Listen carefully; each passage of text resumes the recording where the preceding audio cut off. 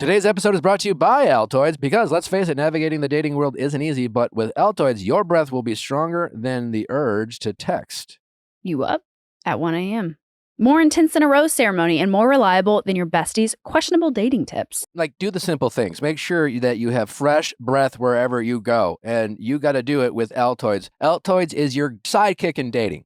Do yourself a favor and make sure that you have fresh breath. There is no bigger turnoff than stale, stinky, rotten breath. It's also so easy because I feel like with gum, you always either, hey, I've like a wrapper you got to throw away, or you're like the gum gets nasty and you're like, where can I throw this gum away? With an Altoid, it's just so easy to throw in your bag, so easy to just dissolve in your mouth, chew it up, fresh breath immediately. Altoids is the strong, reliable, and intense boost of freshness that young professionals and single minglers need to be their authentic selves in daily life. When walking into a high-stakes moment, if you have Altoids, your breath is one less thing you have to think about. When it comes to needing confidence and security to show up as your original self, Altoids has you covered. They're not just mints, they're curiously strong mints. Find Altoids in the checkout aisles. Grab your tin today. You're crazy.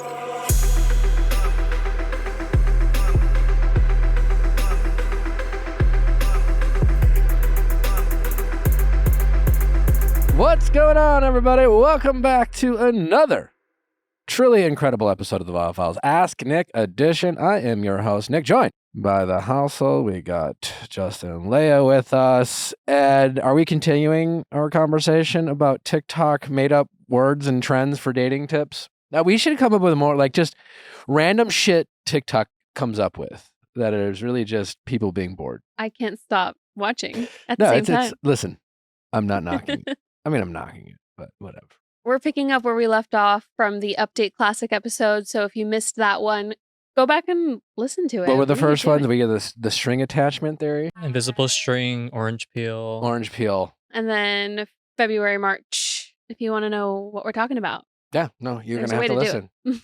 Fuck you. We're not going to tell you. We're not going to tell you any more than that. So check out Update Classic. Was released on Friday, and now we are going to pick up where we left off with a few more. Yeah, Update the Classic, the update that everyone gets to listen to, not the one that's behind Viall Files Plus, which is available to all of you guys if you just want to go check it out. ViallFiles.com, free to sign up.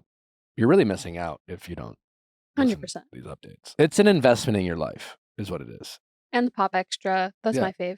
And the Vanderpump recap. Okay, anyway, so what wild, crazy ones do we have today? So this one's my favorite because I think that Because you agree with it, or because it's insane? It's just something I've never thought about before, but I actually think there's a lot of validity to it. Okay, I'm intrigued. Here we go. So it's dating birth order theory. My therapist, Darlene, is big on this. My first session we had was all about like my childhood. You can tell like more and more people have gotten into therapy by just the language they use and the things they say. I swear to God, before I got into therapy, I never heard anyone talk about childhood trauma and the impact it has in your life going forward. And obviously with us doing the show and, we've been talking about therapy in general, but even before I got into like regular therapy, I saw the value in therapy. Well, that's why I got regular therapy. It was just more like, I advocated all the time. Like, let's just try this shit out. But nowadays it's just like, boy, it's like everyone's just like, childhood trauma. Anyways, I digress. Wait, so what's the theory? Yeah, sorry. I'll shut the fuck up. What's your guess on what it is? Well, for example, Darlene, my therapist, because I am the second oldest and Natalie is the youngest, somehow she thinks that me being the oldest and one of the older ones in my family, the oldest boy, and Natalie being the youngest, somehow makes us a better match. You and Darlene are pretty spot on with what this TikTok theory is. It's essentially a lighthearted way to test compatibility with someone you're dating based off the traits you've theoretically inherited from your position in your family birth order. Okay. So stereotypically, firstborns are super ambitious, leaders, and kind of perfectionists.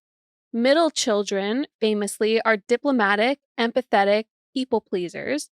And the youngest children sort of tend to be the wildest and have a bit of a sense of entitlement. Meanwhile, only children are hyper-independent, grown-up, and potentially a little selfish. So they're saying like similar to firstborns. Okay. I just think it's interesting because it's like, I agree in the sense that, how your birth order does affect your personality. in my opinion. Seems to be. Yeah. I think so. It seems to matter. That's not far-fetched to think. I wonder if, because I'm the oldest, so I wonder if I would butt heads with somebody who was also the oldest, because we'd both have the urge to kind of be What is your husband? charged. Like, what is his? He's a middle child. Okay. And then I'm a middle child, and then my partner is an only child. So kind of the same, because the only child is the oldest child energy. Okay. It's an interesting concept to like pair based off of where you land. I always say my oldest sister was the oopsie. I was the redemption because I'm the middle child, and then my youngest sister was the oopsie, trend. like they weren't planning on having her. Yes, whether that's true or not. But I'm like, I was the redemption because I was intentional, and then my youngest sister was like the trend. And by trend, like just everybody in a middle class family has like 3 children. That being said, it produces like this statistic that you land somewhere within. I definitely feel like my siblings and I fall into this stereotype. Like, I'm definitely the one who likes to be in charge and the loudest of the group. And then my siblings are twins, so I guess it gets complicated there, like who's the youngest. Like by 7 minutes, my sister... Or just the fact that they're twins. I wonder how that affects them and how they date. For sure. That's a whole other thing. I'm surprised there's not more information on this on TikTok, because of all the things that you've brought up, like this, I think has some validity to it. Like how though, in what way? I think it runs a little deeper than like your stereotypical.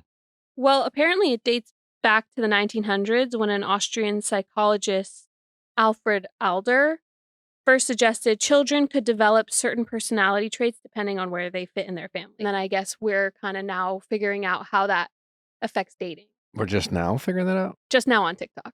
No, on TikTok. It is a fascinating discussion. It's interesting information, but what do you actually do with it? Right. You know what I'm saying? Like, do you actually like put it in your dating app bio? Do you actually screen? Right. It's like you go on a date with someone and you find out they're an older child. You're a middle child. Maybe we should be. I don't know. Yeah, maybe it would save a lot of time. Like, it's you find out right away. It's like you're an oldest child that can't. So am I. Probably not compatible. I will say it says middle children have harmonious relationships. Therefore, we like can connect with anybody in that combo. So being a middle child is like the secret weapon. I actually agree. I think middle children, just because like, so I'm the oldest. So I was the only child for a while. Middle children are the O blood of like dating, basically. That'd be universal interesting. donor. Yeah. That would be interesting to find out if there was a study. Do middle children have the most successful relationships? If let's say success was based off of length of relationship, right? Success is variable and true. Yeah. Beholder, but yeah. I think so, because like, I mean, just going off of my partner being a middle child, he's super just like chill, go with the flow. He's used to just kind of, being super amicable, which works well for me because he's just chill. What happens if you put like a middle child with a middle child? Because if the middle child is diplomatic, then if there's 2 diplomats, a couple people pleasers, just is it like over communication? Like nothing happens, they just sit there. Are middle children better communicators? I would say so. You think middle children? I mean, speaking for myself, but like if there's 2 of them, like it's too much communication, too much, Like if both of them are too over communicative. Yeah, I think you could over communicate. Just like Dr. Orna said. I mean, you can have too much therapy. Yeah. Most depression is caused by rumination and like having obsessive thoughts about, who you are, what brings you happiness or doesn't bring you happiness. And so like sometimes constantly talking about your problems makes it worse. Makes it almost, yeah. Yeah. No, 100%. Like if you're venting to a friend, like sometimes it could go south because it's like, yeah, sometimes venting feels really good, but sometimes also you talk yourself into being angrier than you were when you started. I mean, like, good time to plug my book, but I used to do the thing where every time I'd go through a hard breakup, I would just like find a couple friends to like complain about, talk to her about. And then I could wear out my welcome, and I would just find another friend. But I would just get in these rumination loops and I get stuck. You never get over something when you constantly obsessively talk about it over and over and over and over and over and over and over.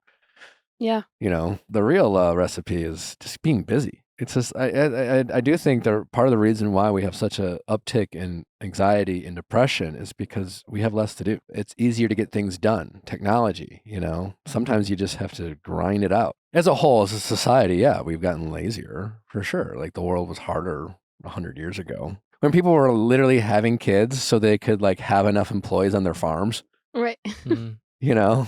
Yeah. Like they didn't have time to be depressed or anxious or self-aware. Well, that it's way. interesting. They were just like, had to get up and milk cows, you know? Yeah, and I do think social media also has a lot to do with mental health issues now. Like if you're too busy to not scroll on Twitter or TikTok, imagine the anxiety all these trends have given people.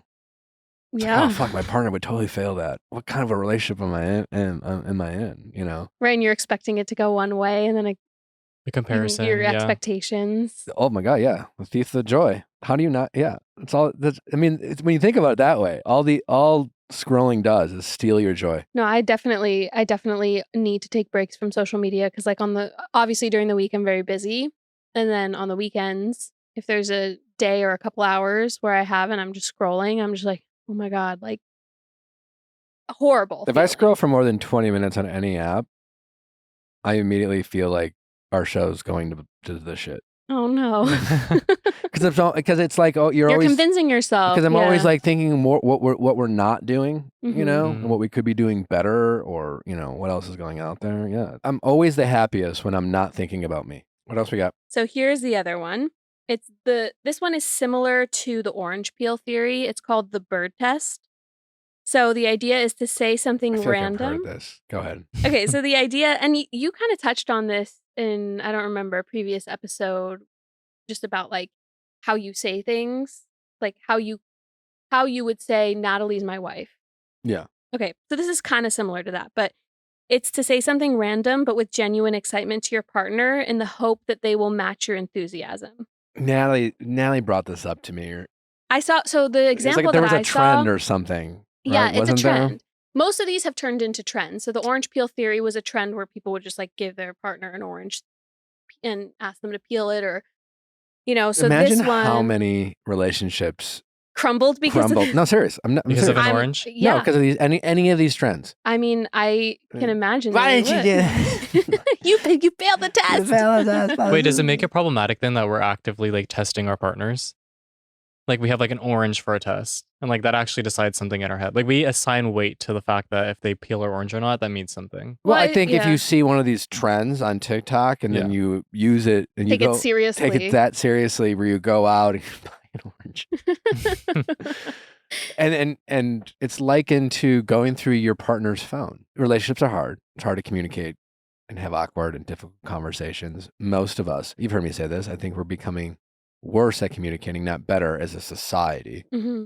And then therefore in relationships, even though these are people who you would think that, you know, how many times have we talked to people who have a problem? I'm like, well, have you run it by your partner? They're like, no. I'm like, well, maybe just, you know, ask. And I think, instead of, that's why, you know, I always kind of make fun of these kind of, whether it's like coming up with words like gaslighting or breadcrumbing, all these things, like none of these, like we didn't make up any, like I said on Friday, it's like we didn't make up any of these things or tests recently on TikTok. We're just giving it new names and coming up with ways that allow people to be like, oh, that's the thing I'm feeling that I couldn't describe or figure out with my partner. And instead of like talking through it or working through it, we just, you know, we're always looking for answers. And so I think therefore I think we become, again, too lazy. So it's. I like this one a lot because the example that I saw was this guy put his camera up so that his partner wouldn't see it, and then he went to the window and he's like, oh my God, a hummingbird, oh my God, that's so exciting, come look. And he like called his partner over and to see how she would match his energy. And so and it's supposed to be something super mundane, so it's like, but if you're putting a lot of excitement about it, the theory is that they should match your excitement. And so this one worked, the one that I saw, and his partner came and she was like, oh my God, that's crazy. Like, that's a sign that, you know, seeing a hummingbird, whatever. And it went on. So she passed the test. That's what they're saying. Like, they passed the test. You know what this makes me think of? The video of the woman who gifted her daughter like a potato for Christmas. And she like wrapped it up and then like presented it in like an exciting tones. And then the baby saw it and was like, oh my God. Like just matched it because like the baby passed the test. The baby passed the test, but the baby was looking at it like, this is a potato. Right. So like the theory is that the person wouldn't actually be excited by this thing, but So lying to your partner is a win. Well, endorsing enthusiasm. I think there is absolutely something to be said about matching your partner's energy. I can be you guys know, I can be very monotone and low energy, at times. And I think as a partner, that's something I could get much better at, is matching Natalie's energy with certain things. That's why I hate these kind of tests, because it's like, imagine if Natalie did this test, which I would almost certainly fail, the bird test. It's like, okay. I'd be like, cool. Especially if she was deliberately thinking of something that I wouldn't normally give a shit about. But if I was just about I'm not a good at matching energy. It's not a strength of mine. But I also recognize its importance. Mm-hmm.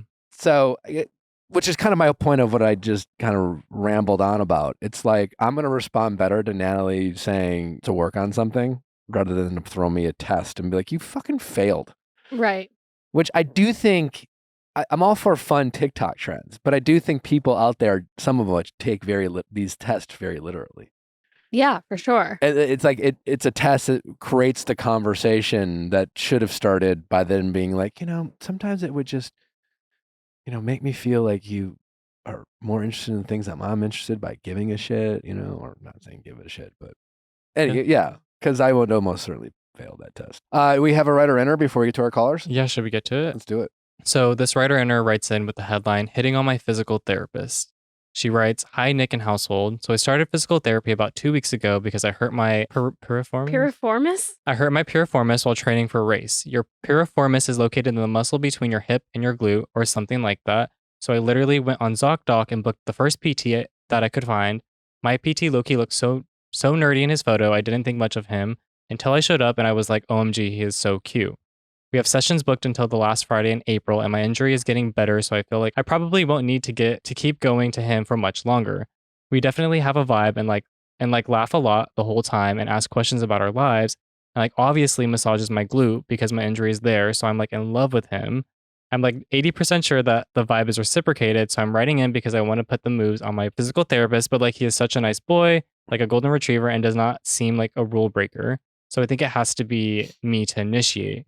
I feel like I would have to do it after my last ever appointment because I looked up the laws in my state and you can date your physical therapist once treatment stops and there's no waiting period. So how do I slyly make a move at my last appointment? He's single and I have social media stalked him so much. Thank you. Do we have we should have asked for this guy's social media. Yeah. And hers. Hers too, yeah. Yeah. Well, she just wants to know how to shoot her shot. Yeah. Or I guess the first question is, do you think she should shoot her shot? Sure. Yeah. So how would you shoot your shot if you were in her position and it was your physical therapist and he was massaging your glute? Me? Yes. I would slide in their DMs. I would chicken out. Would you wait until after your physical therapy appointments were over? I think I'm good at knowing when people are hitting on me. I don't think a lot of people are. So you would think that you would pick up a vibe from your physical therapist. Well, and I don't know think if everyone's hitting on me. Mm-hmm. I've had a lot of people being like, "Oh, she's hitting on you," and I'm like, I don't think so. And are you always right? I don't. I think it's more. I think a lot of people think friendliness is flirtiness. I think it's more if you're someone who thinks everyone's flirting with you, they're not.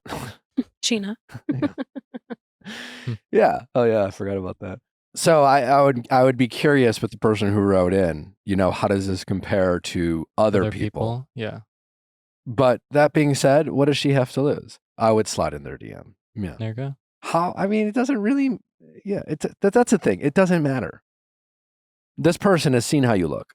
Yeah. They have an opinion of you. They've touched your ass. It sounds like she's more worried about the professional. She's a she, he's a he? Yes. Okay. So this is a heterosexual relationship. She's 23 and he's 27. Okay. Yeah. So not age really isn't all that relevant. Mm-hmm. I'm just trying to think what would actually be effective. Do you think that it would be more effective to slide into his DMs or to approach him at the last PT session and say something in person? I think a DM is the best way in those types of situations because I think taking away the pressure is always key. Mm-hmm. when you listen, I'm all for old fashioned walking up to someone. I think I do think we need a dating renaissance, and I do think we need to get out in public, and I think we need to be more social, and we need to interact with people more, yada, yada, yada, yada. I do think all that, right? But I also think like make things easier on yourself and remove tension of any kind. You do have a situation where like the fact that I'm glad she mentioned that she looked it up and what the rules are, because I do know there are rules about this, especially with physical therapy, that they're very much not allowed to like date their patients and right. Yeah. And so it's good that she knows that, right? What she has going against her is that, yeah, it might be okay for him to date, but if she talks about him as if he's a fairly attractive guy. She looked him up, thought he was nerdy. Turns out not nerdy. Good hands, sexy, whatever. So guessing 27-year-old physical therapist, good looking guy, and if this motherfucker's over 6 foot, he's getting hit on by every single. How could you not fall in love with your PT? You know what I'm saying? So we got to assume that this is not like there's something about him that no one else can see. And this is going to be the first time you ever got hit on, So, yeah. And I just think removing the tension, like you ask him at his place of business, his guard's going to be up for sure a little bit. Give him some time to think about it, ponder it, consider it. Maybe on your last session, you could be a little more flirty, get a vibe check. Or maybe ask for his Instagram or something so that he'll see the DM. She knows he's single. That's what she said. Yeah, I would ask about his girlfriend or something. No. Oh, that's smart. That's a good idea. Ask about his girlfriend. She doesn't exist. Or to open the door, like let him know that you're interested in a very slight way. Maybe she could playfully be like, do you know any good places to meet people? Because I've been having a hell of a time, Let him know you're single. Yeah. Let him know you're single. Exactly. Yeah, I think that's good to like kind of just drop hints that you're interested, but not in such a forward way, so that you're kind of opening the door so that later you can slide into his DMs. So yeah, it's like, how's your girlfriend? Oh, he's single. Where do you take people? Like, where are you finding people? Because I'm having a hard time. Yeah, I think that's great. You just gave me an idea though. Ooh, could be a DM. I wouldn't say this. I mean, if she had really had a pair, she could do this in person, but she would ask for any good date recommendations, like any restaurants or any good places to take a date. I like where you're going with this. And then she's like, great. Well, can you take me there? Or she could say, do you know any good date recommendations? He could give you one and then later slide into the DMs and be like, so do you want to go to that place? Yeah, exactly. No, seriously. So when she are we should ask going? him about any good date. There you go. We figured it out. Yeah. In her last session, you can be flirty. Just in general, flirt. Don't be weird. Don't be too aggressive. Look nice, wear something sexy, appropriately sexy. Do some squats before. Yeah. Get those glutes. Get them ready. Fierce. Firm up a bit. Sorry, we can cut that. No. Why would you do that? And then ask about the girlfriend, because he's single. You ask about the girlfriend to see, he could lie, say he has a girlfriend. In which case, stop flirting immediately. Stop flirting immediately. That's it. Something like being over 6 foot, making more than $100,000 a year, and having a credit score of over like 650 for men. You're in the 1% of men. 1%, less than 1%. Wow. But isn't it crazy? You go on the street and you're like, what do you want in an eligible guy? Like looking for a man in finance. Over 6 foot, and like how much money do you expect your guy to make? It's always like $300,000, but like just over 6 foot, making over $100,000. You're looking for the 1%. Mm-hmm. So if I don't know if physical therapists make $100,000, whatever, but it's a nice little career. Some probably make millions. I don't know. It depends on everything. Yeah, I'm sure it's a wide range. But if my point is, like a bartender, they know how to get hit on and they know how to like gracefully turn it down. And so like a bartender, if he is a good looking, single physical therapist, any woman who is, or man, who is age appropriate, and that's a wide range, and single, has tried to hit on this person. Hmm. So he knows how to gracefully get out of it. Okay. So asking about his girlfriend is a great way to find out how he answers that, you know? He either actually has one or he's just doing his thing to shut it down. If I were, let's say if I were him and I could tell someone was hitting on me or asking about my girlfriend and I was single as fuck and I was trying to avoid them like hitting on me, I would make up a person. I'd be like, well, I just kind of been hanging out with someone. I'm curious where it's going, but like, yeah, she's got a lot of potential, but we'll see, Yeah. Something like I was that. gonna say on the flip side, he'll recognize if she's like he probably would have known by now if she's crushing, right? He probably suspects. Right. But especially if you go in on the last session turning it on. Especially the last session. Yeah. Asking about the girlfriend, asking about, anyway, so let's assume he's like, yeah, no, I'm single as fuck, and maybe who knows? And then you ask him about some good date spots. Hopefully he gives you one. Assuming he gives you one, then you DM him and ask him to go out there. Feel it out. See how like good you're feeling at the end of the session about the banter and see if you want to either do it in person or a DM later. But regardless, for her to do it in person, it must be so fucking obvious. Yeah, it's gotta be doors open. His shirt is probably it must be off. Oh, okay. I'm exaggerating. You're giving him a massage. Yeah, but yeah, it's because otherwise you're making like what is someone supposed to say in that moment? Yeah. If they don't want to, if they're kind of uncomfortable about it, if they're just like on the fence. Well, what would you say? He's already now said that he doesn't have a girlfriend, so he doesn't have that excuse anymore. I would make, well, that's the thing. I would just make it up. But he doesn't have it anymore. Like if he's already said that he's single and he didn't say he was single though. She stalked him on Instagram. No, but I'm saying like if in this You're session, saying like she brings up the girlfriend. He's like, oh, I'm single. Then she asks him out and he doesn't want to. Then what? Right, like it's putting him. I in would a blame bad it on spot. I would then give him. I would say that I am a stickler for a good policy, and his boundary, his own. I would say like something about like his own personal boundary being like, I know like it's not really, but I really just don't. You might hurt your hip again. I'd hate for you to have to go to a different therapist. Right, right. Something like that. Yeah, I'm sure he has some in his back pocket. If he, because that I will say. There's not a single 27-year-old male therapist who wouldn't go out with their patient if they wanted to. Especially if it's not a law. There's no law against it. But just know that if he says that, he just doesn't like you. Yeah, so safer with the DM. Yeah. Well, I guess my point of saying that is that if you're listening to this and, it's someone at the gym or, like you gotta, it's hard to reject people. Oftentimes we get accused of being assholes just by setting a boundary, like we talked about. I don't really want to do that. A boundary being like, I don't want to go out with you. It's not easy, and so we always try to let people ourselves and those people we're letting down gracefully. And it's usually easier to say that it's not you, it's me, right? It's not. I would go out with you, but obviously I have this rule, but yeah. Well, that's why people ghost so often because it's almost easier to just like say yes in the moment and then ghost them later. Yeah. So that's the thing. Even if he says yes nowadays, you don't even know what that yes is in person. You're going to get a more honest answer with a DM. Yeah. Very true. Okay. So flirt in the session, see if he has a girlfriend, suss it out, ask for the best dating recommendation, DM him later. Yeah. With that.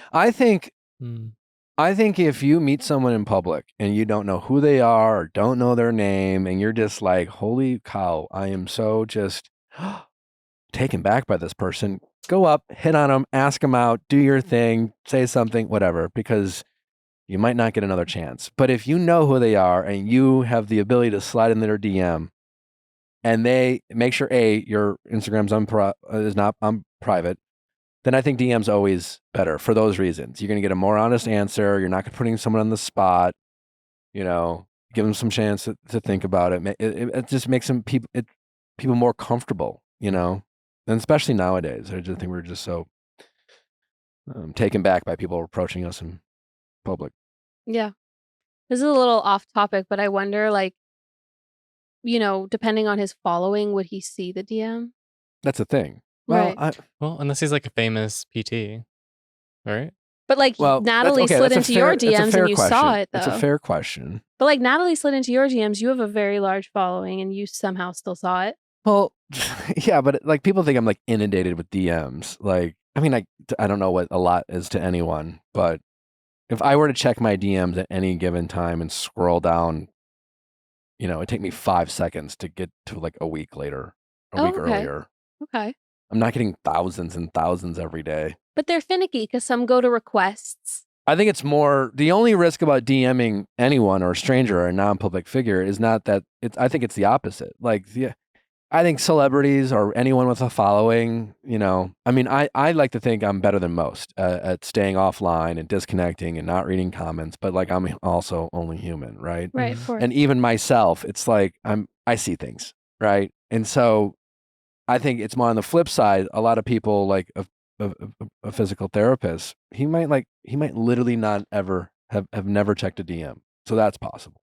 So then you have that risk. Is there, right. So then maybe should she ask for his number at the end of the Email session? his doctor email? Yeah, like she must have some sort of contact information for him. Unless he works like you're saying in to guarantee contact. Yeah. Because I would hate for the DM to just go unseen and for this to never happen. Maybe bring up his social somehow in a non-stalkery way.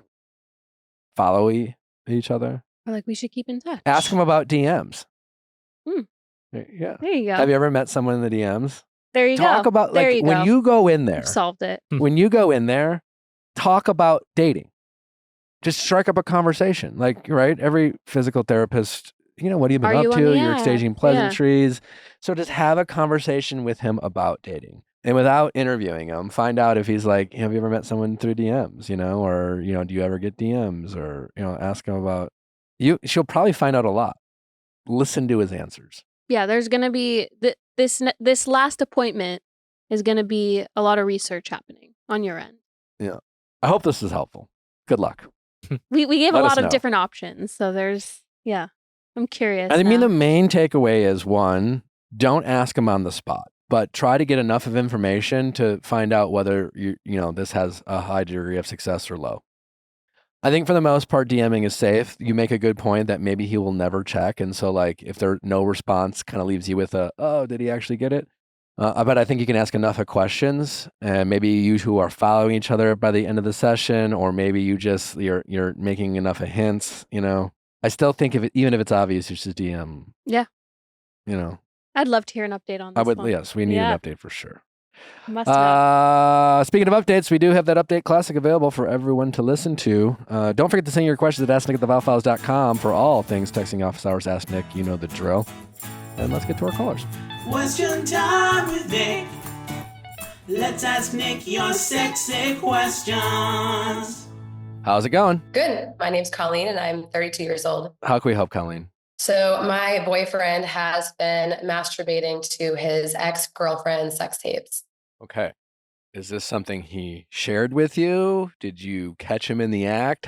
You say it as if he's like still doing it. No, well, he says he's not anymore. I did not catch him. I know just personally that he likes to film having sex, and I don't know why it just occurred to me now to ask, but I assumed that he had done it in the past. He had previously been in a 7-year relationship. So recently I asked him, I'm assuming you have old videos or you've recorded before. So what have you done with those old videos from past partners? And he said, I've deleted some and some I have on an old computer. And I've seen this old computer that he's talking about. He's mentioned very early on in our relationship that was his porn computer. I thought it was just random porn that was downloaded and I had no problem with that. That piece of the conversation kind of turned for about 20 minutes to a different topic. And then I circled back and I said, well, where I was going with that question was really, are you still watching those videos? I didn't really expect him to say yes, but although I guess there was part of me that did because I asked the question and he said, yeah, I do. I'm curious, in your gut, it's like you said, you didn't expect him to say yes, but did your gut tell you that he most likely was, regardless of if he admitted it or not? Does that make sense? I really like don't if he would have said no, I mean, do you think you would have questioned his honesty? No, if he had said no, I would have believed him. Okay. All right. Yeah. Because he's been, I feel like, really honest. Like, I know that he's on OnlyFans. That hasn't been a secret. And if it was something, I wouldn't even be upset if he still had the videos and it was something like, oh yeah, they're on an old computer. Like if you want me to go back and delete them, sure. But like, I haven't opened up that computer in, a year. So I just haven't really thought about it. That's fine. Like we all have that old computer with old stuff that one day we shut that computer and never open it again. Mm-hmm. But basically through a series of questioning, I found out that he has been watching the videos about once a month. He says about the frequency. And, I travel a lot, usually about once a month I'm away. So I assumed that it was whenever I was traveling, and he couldn't really give me a super clear answer on that. He said it was, sometimes when you were traveling, sometimes when you were just out of the house. And, I asked him, I said, you're on OnlyFans. I'm fine with that. So why did you feel the need to go back and dig through these old videos? And he said, I wanted something more personal, which to me was just like another layer that felt disrespectful. Yeah. Of all the things he could say. Yeah. Your boyfriend seems annoyingly honest, I guess. There's that. Yeah. I mean, he definitely wasn't defensive in my questioning. And I think from his standpoint, he says he doesn't feel like he was doing anything wrong. Although, I've said to him, there's a reason why I haven't found this out until now. Again, I've known about OnlyFans. This obviously has been kept for me. So yeah, I mean, what is he on some level know? Yeah, I guess what is he happy with it. Did you exactly like did you ask him like what did you think I would think about it? I don't think I asked him that particularly, but I said there had to have been a part of you that knew as you were watching it. If Colleen walked in right now and saw me watching these videos, she would not be happy. And he said, yeah, that was bad judgment on my part. Okay. Probably the honest answer. Yeah. How do you feel about it? I guess what can I help with? Yeah. So where I'm at right now is I'm struggling if this is a reason to partially not trust him, because I do feel like he's been very honest again through all my questioning. I have asked him to delete the videos. He confirmed that he has deleted the videos. He said, without me asking, he said, I'm not going to watch the videos again. He's acknowledged if you have a problem with it, then there is a problem with it. He foundationally, I don't think he sees the problem with it unless I have a problem with it. I don't know if that's right or wrong, but I'm struggling with, is this a reason to not trust him, not trust his judgment? Should I be questioning him on more things like being on OnlyFans? Or is this really just a matter of we see it differently in terms of what is respectful in a monogamous relationship? Yeah. These are all great questions. Your challenge or your issue, your questions, a lot of it is just subjective and it's just a matter of opinion. I think he's right in the sense that for all the people listening right now, and I haven't asked you why and we haven't gone into it, but you've said multiple times he's on OnlyFans. And I would imagine there's several tens of thousands of women listening to this being like, I would never be okay with that. That doesn't mean you're wrong that you are. It's just, we've talked more and more on this show about non-traditional relationships, polyamory, open relationships, ethically non-monogamous, all these different versions of opening up the relationship. For many people, for most people, that's a non-starter. That's something like I could never do that, So it's not a matter of is this wrong? Should I be mad about this? That's an entirely up to you, if you are a couple that you have communicated and talked and you understand where each others are coming from and you've expressed your expectations and boundaries and he respects those expectations and what you guys do in your relationship is very different, say, than a couple who is incredibly anti-porn. There are plenty of women out there who are just flat out non-starter, I don't want my partner watching porn. And they're not wrong.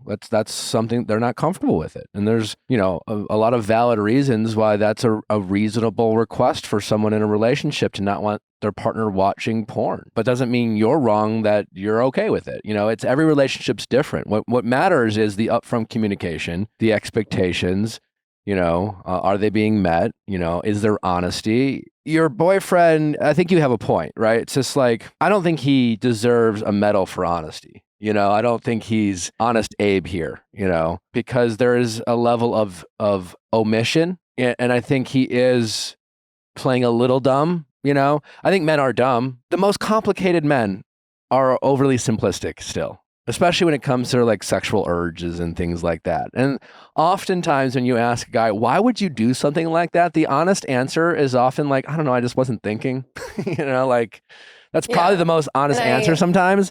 Doesn't make it right, doesn't make it okay. And I don't mean like, what were you doing when he's like, let's say a guy was going to a strip club and decided to take the stripper in the back room and have sex with her. Like, I don't think, I wasn't really thinking. That's not an excuse. But like, why he went on, like, let's say like a guy who went on OnlyFans, and downloaded it. And I know you're okay with it. And then his girlfriend caught him. Like, what were you thinking? He's like, I don't know. I just was like, I was curious, I don't think it's always like some sort of Machiavellian, like, oh my God, what's wrong with you? Like, how could you, like the evilness, it's like he probably had a moment of weakness and he was horny and did something he shouldn't have done, especially if the expectation of that relationship that he wouldn't be doing something like that. Right. So I think in your case, it's really important not to compare your relationship to others. So it's not for me to say that you should be okay or not okay with him on OnlyFans or watching porn. My question to you is, with regards to porn or OnlyFans specifically, why are you okay with it? Is it just like it doesn't bother you, or does it sometimes bother you, but you choose to ignore it because you're like, what's the big deal? I don't want to be that type of girlfriend. Are you ignoring feelings of uncomfortability with his OnlyFans, or are you just like completely indifferent to the fact that he does it? Like, which is more true? Yeah, I think part of it was that, obviously something that he did while he was single prior to us being together. And I guess I was very naive up until recently. I didn't really question the OnlyFans piece. In my mind, he was watching these pre-recorded videos similar to you'd watch porn, and that was that. Yeah. Well, through all of this discussion with the sex tapes, I asked him, was he messaging with anyone on OnlyFans? That wasn't really something on my radar or something I thought he would do. So when I asked him that, he said, well, I will write in and request certain things. I haven't asked to see the messages. I've been debating that to see like what kind of conversations or interactions he's having. To me, that would be crossing the line. If he's just watching these videos, I really don't care. But it's more so like, are you really like spending time interacting with these people versus just like watching something that's already it's like you're crossing almost a line of maybe creating intimacy or creating some kind of connection.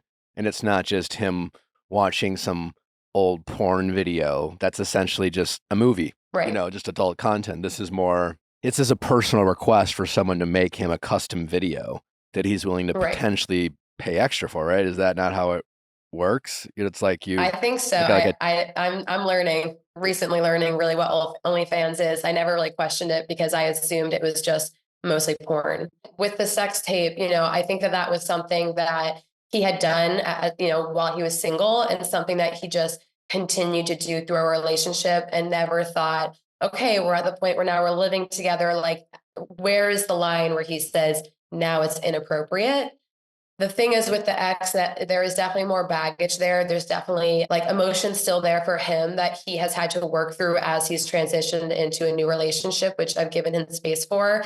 But I think that's the other layer to it that I'm like, you're circling back to this old relationship that I thought you were moving away from. It's been 2 years now since they broke up, but these sex tapes, it's like you're reliving it. So that was like the extra kind of like dagger in the heart for me, that it wasn't just a random girl that he dated 5 years ago, for a couple of months, and he's watching these videos. Like, these videos mean a lot to him. You know that, or you feel that? I mean, I know this person that he dated for 7 years means a lot to him. When we first started dating, he had expressed that, he would like to have a friendship with her. She's not interested in that. At the time, I was okay with that. Now I've told him I would absolutely not be, given the circumstances. Did she end the relationship? He ended it, and he feels badly for the way he went about it.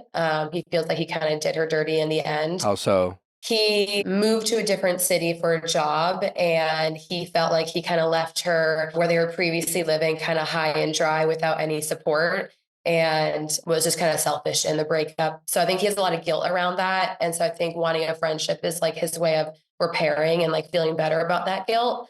But even when we moved in together, there was a lot of emotions about, feeling badly for how the last relationship ended. And, just saying like, I've done this before. I moved in with somebody before and it hasn't ended well, and kind of fear around that happening again.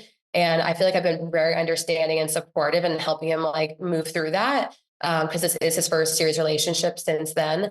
But yeah, like I said, I was okay with that, thinking that he was moving forward, but the videos feel like he's just living in the past. Yeah, that's interesting. I mean, the good news, I think, from what I'm hearing from you, it's his feeling bad or his wanting to be friends with her. It sounds to me like it has less to do with his feelings for her and more to do with his own personal feelings about the situation. You mentioned the guilt he had for how he handled it. It's not like I miss her. I'm basing this off of what you're saying to me, like that alone, if that is true, then it's more about his guilt or like his feelings about the situation, not his feelings for her. And he can be watching these tapes of them having sex without it being emotional and having being totally, I don't know what it is, but there's it's, as a guy, I can assure you that like it could be straight like sexual, like it's, okay. Now the hard part of that, sexual or not, he's still watching that video. There's a layer of like, do you miss having sex with her? Like, what about, you know what I'm saying? Like, what about sex with her are you reminiscing about, And I asked him that. I said, is there something from our relationship and our intimacy that you're missing that you get from these videos? And he said, no, I really don't feel like I'm watching the videos because there's something that I'm not getting with us. He just said that can be true. That definitely can be true. And I don't expect it to make sense per se, but men more easily detach from sex. Like we know that, like scientifically on average, that's a thing, And so I do think men can, in this case, watch a video of a sex with a past partner. I don't know how you feel about it. And I don't know how, specifically women listening to this episode, just thinking about that, if they were to watch a video of them with an old boyfriend, like if they're like, oh my God, I could never, it would trigger so many emotions and feelings, and that could be true. I would say for like a lot of men, if it might be true for women, it's not necessarily true for men. Some, it all depends. It really, I think forgetting about men and women, I think most of it is a case-by-case basis. Like, how does he feel about the relationship? But I'm just saying there is a world in which he's being honest about that, where you don't have to question whether he's going down some emotional rabbit hole and missing her and missing the relationship or missing things about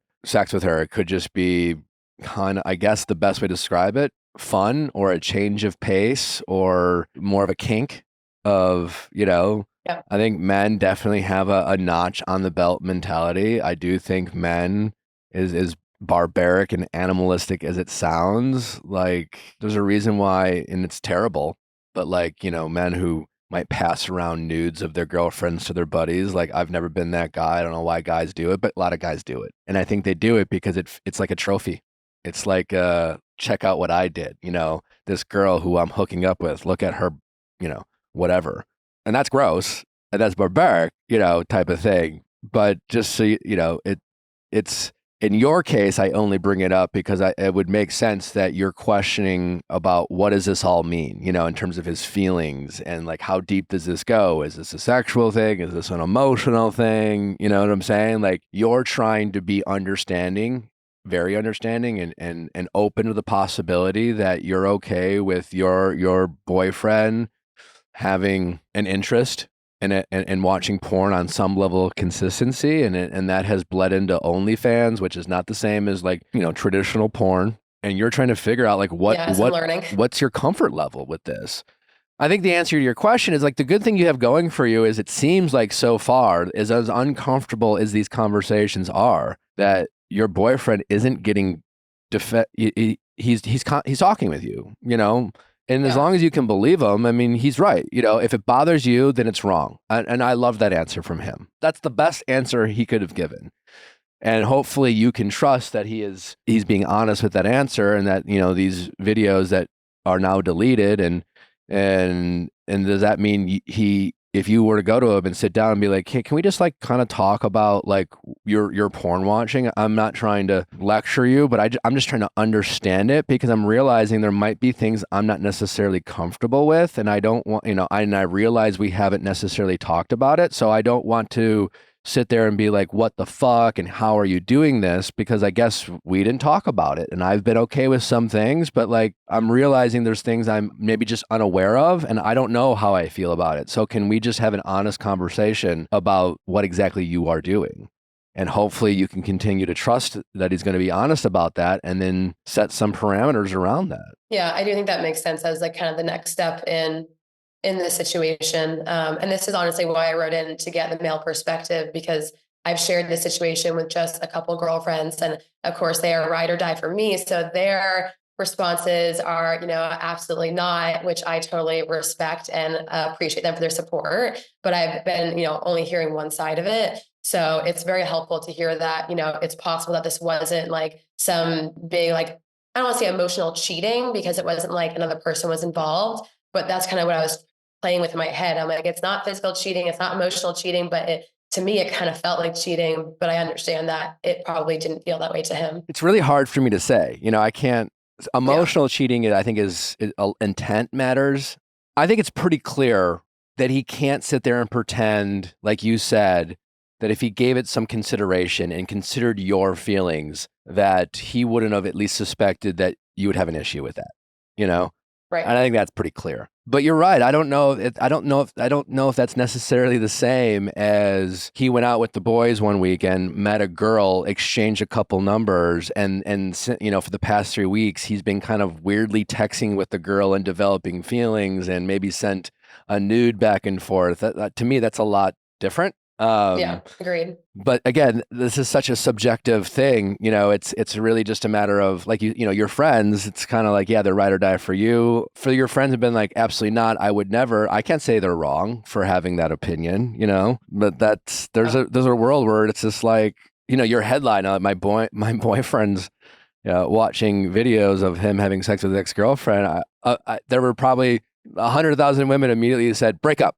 Listening to this episode, like, fuck this guy, Yeah, but I don't know if I would agree with that. And again, it's really just up to you. What do you want to do? But I'm just trying to look at what you have and what you don't have. What you have is that you seem to have fairly good communication with this guy, and it seems like you still have trust, and you have the right to be mad, because I think he wasn't as upfront as he should and could have been, but when presented with a tough question, most people, even people who eventually get to the truth, might be like, no, I mean, I guess, yeah, fine. Like they might, even the first 5 seconds, they might be like, they might lie and realize, what? No, fuck, I don't know why I lied. You're right. I did this shit. I'm sorry. He didn't even do that. That's a good sign, and as awkward as this is, and as uncomfortable it is, to me, the honesty is what comes down to it. Like, can you get, I don't think most couples realize how much they can get through if they can still maintain the honesty and the trust. And when trust is broken, it's not so much trying to wish whatever it was that broke the trust went away. It's building back the trust, and not letting the act of whatever it is they lied about be the focus of what you're trying to fix. And he has said, if you ask a question, I'm always going to be honest. This just hasn't been a question that I've asked in the past because I haven't thought to. So, that just brings up the question of like, okay, what other questions should I be asking? But I think to your point of following up on the OnlyFans and figuring out what exactly is going on there is probably the next kind of set of questions I haven't asked that I probably should. I think a fair thing for you to say to him would be, I appreciate your willingness to be honest. And when I ask tough questions, you're honest. But I also want to be with someone who I feel like can consider my feelings without me having to question them all the time. And to consider, especially when things might feel like a gray area, to ask me if I would be okay with it, as opposed to just being like, well, I never asked her and she never asked me. So until she tells me I can't do it, then it's fair game. It's like, okay, well, if you never... Yeah.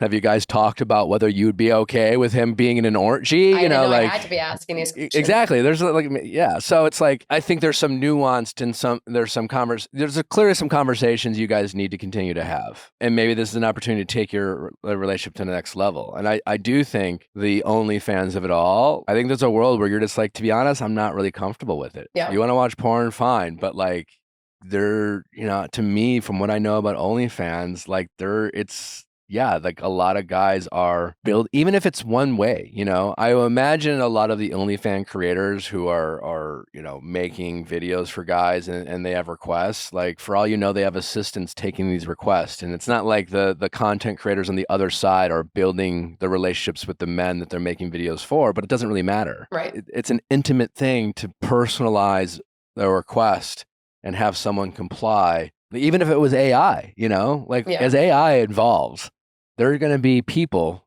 and probably more men out there, that are developing emotional connections with this artificial intelligence. And is it going to make their partner, who hopefully is a real person, feel any less cheated on just because the person they're building a connection with is artificial intelligence? I mean, these are obviously questions that are going to get weirder and very Black Mirror.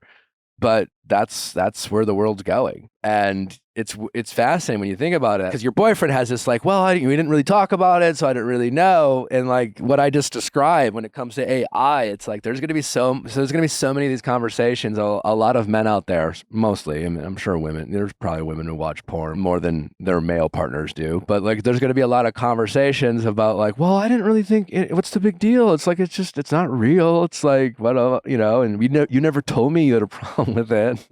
You know what I'm saying? Like eventually it's going to be a thing, and it's going to be, as it becomes more and more commonplace, there's going to be more and more opinions that are going to be more mainstream. Yeah. So I think, next steps from here, I'll just kind of figure out what's going on behind the scenes, the OnlyFans, and then figure out what I'm comfortable with, because up until now I haven't questioned it, but obviously there's also, I think, information I don't know. So we'll try to get all the information so that we can move forward in a way that I'm comfortable with, so this sort of thing doesn't come up again in the future. I'm assuming you asked this because the two of you have made videos of each other, correct? Yeah. Yeah. So I guess it's a fair question and I don't know how you feel about that, but like I would imagine when you guys make these videos, like you want there to be a feeling of it being unique and special, and not just something you guys do as a kink, but like a connection you guys share to some degree. Yeah.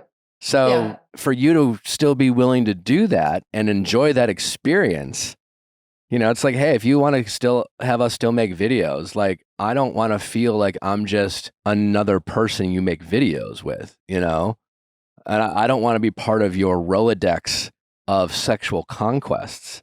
I wanted it to be something that we share as a couple. And for us to do that, I want it to feel special or unique. And I need to know that you're not collecting all these old videos, And if something were to happen between us, like you don't want him to have all these videos. Yeah. And he had said, we haven't filmed until recently. So I had asked, why didn't you watch our videos? Why did you go back to your ex-girlfriend's videos? And he's like, I've been trying to think of when the last time I did watch my ex's videos. And I can't remember if it was before or after you and I had first filmed. He couldn't remember if it was 2 months ago or a month ago. So, there was a little bit of comfort there, knowing it's not like we've been filming ourselves for 9 months. And then he's also been, for 9 months watching his ex's videos. It's very believable that he hadn't watched it in a very long time. And it's very believable that he didn't watch it consistently. Yeah. It's also believable it's not true, but it is believable that he had only watched it a few times sporadically out of, boredom or curiosity, and been like, and by boredom and curiosity, it's just like, it crossed his mind. He's like, oh yeah, I got that video. He went back and watched it, did his thing, and didn't put much thought into it. But that's part of the problem. He didn't consider your feelings. So, and that is a problem. Yeah. And that's something you have a right to address. So, okay. Interesting. Yeah. Very, very helpful. Like I said, I've been hearing one end of the spectrum, and they already set fire to the situation. I want to be clear. You have the right to feel however you want. There's not a right or wrong way. I just, I'm not here to tell you how to feel about the situation. And if you shared in your frustrations with your friends, you would be justified in doing so. But from what I'm hearing from you, I think you can believe a lot of what your boyfriend is saying. Okay. And you can believe what he's saying, and you can still have a problem with his answers. And then you can sit down and talk with him and set new expectations about what you are and what you're not comfortable with with the expectation that he's going to respect those new boundaries that you communicate with him. Yeah, absolutely. Okay. All right. Thank you for the call. Fascinating stuff. Definitely would love an update to see, how that conversation goes and what that does to your relationship. I mean, not an ideal situation, but in a weird way, you guys can grow from this. This could build trust and communication, like it's a very comforting feeling. It's weird. It's foreign, but the more mature your relationship is, the more willingness you are to have some of these uncomfortable conversations. And I just think it's one of those things where when you really think about where your mind goes sometimes, or what you fantasize about, or as a young woman, I don't know where you live or if it's a city, but like if you saw like a guy that you found really attractive walking down the street and your boyfriend's not with you, like you might check him out, you might have a thought, it's like a human natured thing to like, I think sometimes we wildly discount the random thoughts that pop into our head and where we let our brain go, and then we just, we don't do anything with it. We let it go. We pass it by. We don't indulge. We don't, follow through. But like, I only say that because a lot of times when our partners do these kind of weird, or sometimes what we, I bet your friends are calling it creepy or gross or how could he, but it's the how could he question. As my point, like when you say, well, how could they? Well, think about the shit that pops in your head, or it's just like we are as humans. Sometimes we can have these crazy ass thoughts, again, not to justify what he's doing, but like sometimes we like to shame and judge people for their kinks or sexual desires where we in fact we all have them. It's just about how we communicate them. And then once, I guess what I'm saying is when you get to a point in a relationship where you can comfortably talk about these things with each other without shame and judgment, and even if sometimes through those conversations your partner admits something that either hurts your feelings or makes you question certain things, if you can get to a place where you still feel like your partner is being honest about this and you guys can openly communicate on these topics, it does make the bond stronger. You do feel safer with your partner because you recognize like, of course they think about this shit. Yeah. Because I think about this shit. The only difference between us and another couple is we're not afraid to talk about it. We don't pretend that we don't have these thoughts sometimes. So it's a balancing act because there's also an element of like something our therapist tells Nally and I, you guys don't have to tell each other every thought that you have, because sometimes that could lead to you guys going down a rabbit hole, because sometimes our thoughts, don't need to always be shared. Yeah. But it's just acknowledging sometimes we have these thoughts and then just, recognizing that like as humans, that's, when we ask ourselves, well, how could you think that? Well, if you put yourself in their shoes, maybe you could figure it out, Hopefully that all made sense. I don't know. Yeah, no, absolutely did. Yeah. And you were spot on in terms of like that's creepy, gross, like freaky in terms of like what he did. But yeah, to your point, it didn't have to have that much meaning behind it. And I believe him when, I believe his answers. I believe that there wasn't much to it beyond that. And it's just hard, being on the other end of it and just thinking like, I would never do that. I would think that was absolutely completely inappropriate in a relationship, but obviously two different viewpoints on it. Yeah. And like your needs might be different or your friends' needs might be different. And like, I don't know who your friends are and I don't know what their dating history is, but like these friends right now who have your back, there's a world where maybe one of those friends 5 years from now cheats on their partner. And their reasoning for cheating might be very different than what your partner was doing. Again, men and women are different. Women cheat, men cheat.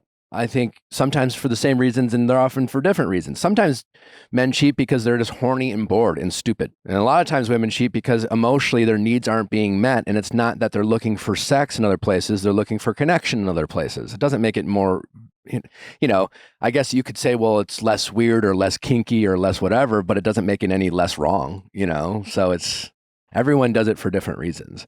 And sometimes people cheat because it has nothing to do with emotion. It has to do with, like past trauma or, it's an outlet that they, they formed a toxic habit or whatever it is, self-sabotage. There's a list goes on and on and on and on and on. And the point is everyone's different. But it's very easy to cast judgment on people and forgetting about the things that cross our brain and what we're capable of. So, all right. Well, thank you again. Interesting story. Please keep us posted how it goes. Yeah, I'll update you. Thank you so much. All right. Take care. Well, if you like wine and you like drinking them and you like a variety, you got to go with a First Leaf. As America's most personalized wine company, First Leaf takes the worry and guesswork out of buying quality wines. To get started, just answer some specific questions about your wine likes and dislikes on First Leaf's website. It only takes about 5 minutes to create your own personalized wine profile. Then your very own wine concierge will use your responses to curate a customized selection of delicious, award-winning varieties, from rosés to sparkling wines and everything in between, all based on your personal preferences. It's absolutely must-have for anyone who likes entertaining or just having a nice glass of wine. It's also just really inconvenient to like lug bottles of wine from the grocery store, and you're always buying the same wines based off of labels and things that you don't know. Let First Leaf get you a great selection and have you try wines that you've never even thought to try in the first place. Plus, every selection is backed by First Leaf's 100% satisfaction guarantee.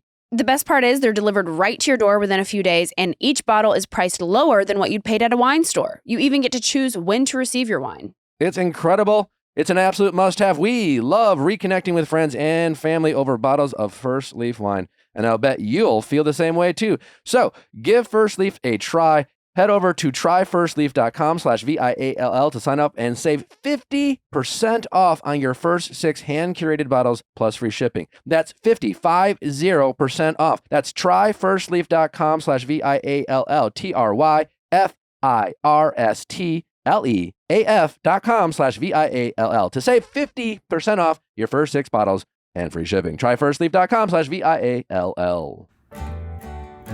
ShipStation. If you have a small business, you need to be working with ShipStation. So much of your costs when it comes to like running an e-commerce business, if you're doing anything online, ShipStation is helping customers save so much on shipping costs. You can save up to 89% off UPS, DHL Express, and UPS rates. That's incredible. Get the prices that are usually reserved for your Fortune 500 companies. Doesn't matter the size of your business, ShipStation has you covered. And the best part is they easily integrate with all the other e-commerce apps, like for example, like Shopify, if you're using that. Also, eBay, Amazon, Etsy. Easily integrate with all those apps. Also, you get great insight on your metrics and your customer service information. It's an absolute no-brainer. So much so that over 130,000 companies have grown their e-commerce business with ShipStation, and 98% of those companies that stick with ShipStation for the first year are customers for life. That is proof in the pudding. Work less and ship more with ShipStation. It's the innovative tool that helps you turn your shipping challenges into opportunities for growth. Go to ShipStation.com and use our code Viall Files to sign up for a free 60-day trial. That's ShipStation.com with code Viall Files, VIALLFILES. Again, ShipStation.com, code Viall Files. This episode is brought to you by Betterhelp. There is no bad time to take care of your mental health. If you're going to the gym, if you're watching your diet, well, then you are missing out on that third element of your overall health, and that is your mental health. I know it can be intimidating, it can be expensive, it can be a little scary. That's where Betterhelp comes in. They're making it easier than ever before to help you dive into therapy to protect and to preserve your mental health. Doesn't matter the challenges that you're facing, whatever you're worrying about, it doesn't matter. Money problems, no problem. Relationship problems, no problem. Or maybe you just need someone to just talk, vent, get things off your chest. And again, that's where BetterHelp comes in. They're working with thousands of new therapists every day to help ensure that you can match with a therapist that's right for you. That's the biggest part about therapy, is just finding someone that you feel safe and comfortable with, that you can open up to. And the best part about BetterHelp is they make it super easy, again, to connect with a therapist. You could be talking to a therapist in less than 48 hours. If you've been ever thinking about doing it, if you've been saying to yourself, I should get into therapy, just give it a try. Go to betterhelp.com. You answer a few questions about what you're looking for. They will assign you with a mental health professional. And again, if you don't vibe with that after that first session, no problem. You can switch therapists until you find someone that you connect with. So if you, again, have ever thought about therapy, try BetterHelp today. Get it off your chest with BetterHelp. Visit betterhelp.com/VIALL today to get 10% off your first month. That's BetterHelp, HELP.com/VIALL. How's it going? Hi, I'm Melanie. I'm 23, and an ex-Marine wants me to sign an NDA before our second date. Is your ex-Marine also a celebrity? No, not at all.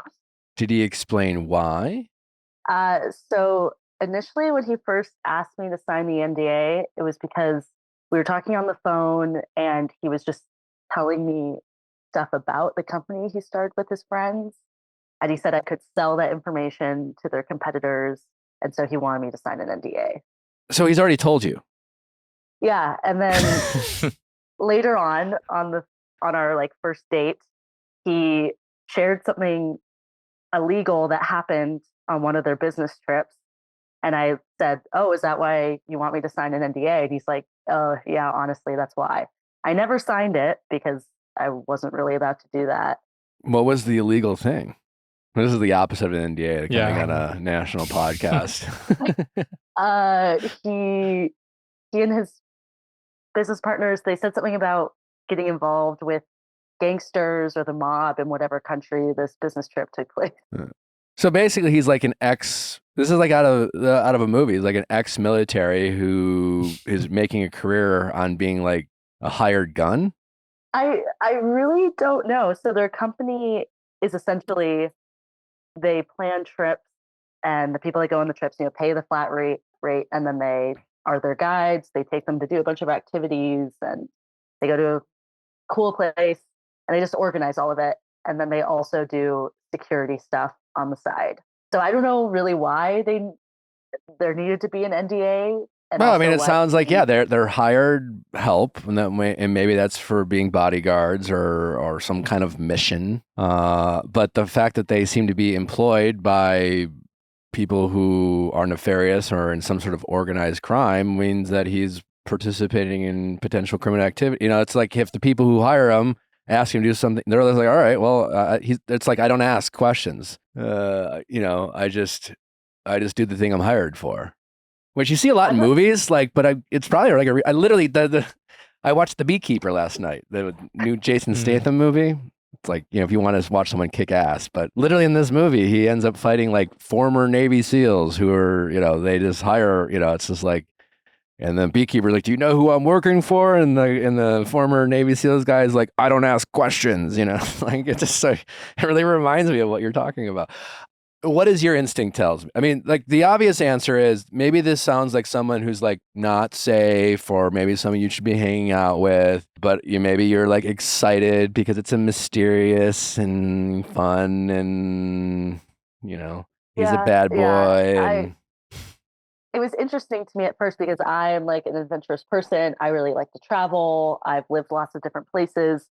And so I liked the idea of the company in general, especially because he says that they started it. And that's part of why he said, "Oh, you need to sign an NDA. Like, people are out to get us because our company is so good." So I think that's what attracted me. But also, like, our first date was really good, where we just had really long conversations in depth. And I love just meeting new people. I love talking to new people. And I felt like we had that connection. And he just seemed very interested in me and interested in pursuing me. But maybe I am kind of worried now after this experience that maybe my taste in men is a little bit questionable. I wouldn't beat yourself up. I mean, yeah, I don't like, you didn't know this going in. Yeah. Well, listen, it's you would not be the first person to find danger to be exciting. You are recognizing that, instead of signing the NDA, at least you're asking around. But the obvious answer is like, yeah, don't sign it and maybe don't hang out with this guy again. Well, so I didn't end up signing it. And there was kind of an incident that happened that is. So you've told him no already? I never told him no, but I just never signed it. And then something happened, which is making me just like is what makes me question everything and how I handle these types of situations with dating.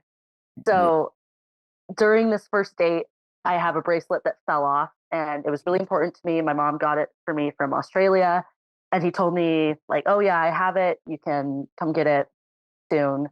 But then a couple days after this happened, he said that he was going to South Carolina, to Myrtle Beach, to close on a house. And he had told me he owns a couple other properties, rental properties. So I didn't think it was that weird. But then he said, like, "I don't know when I'm coming back."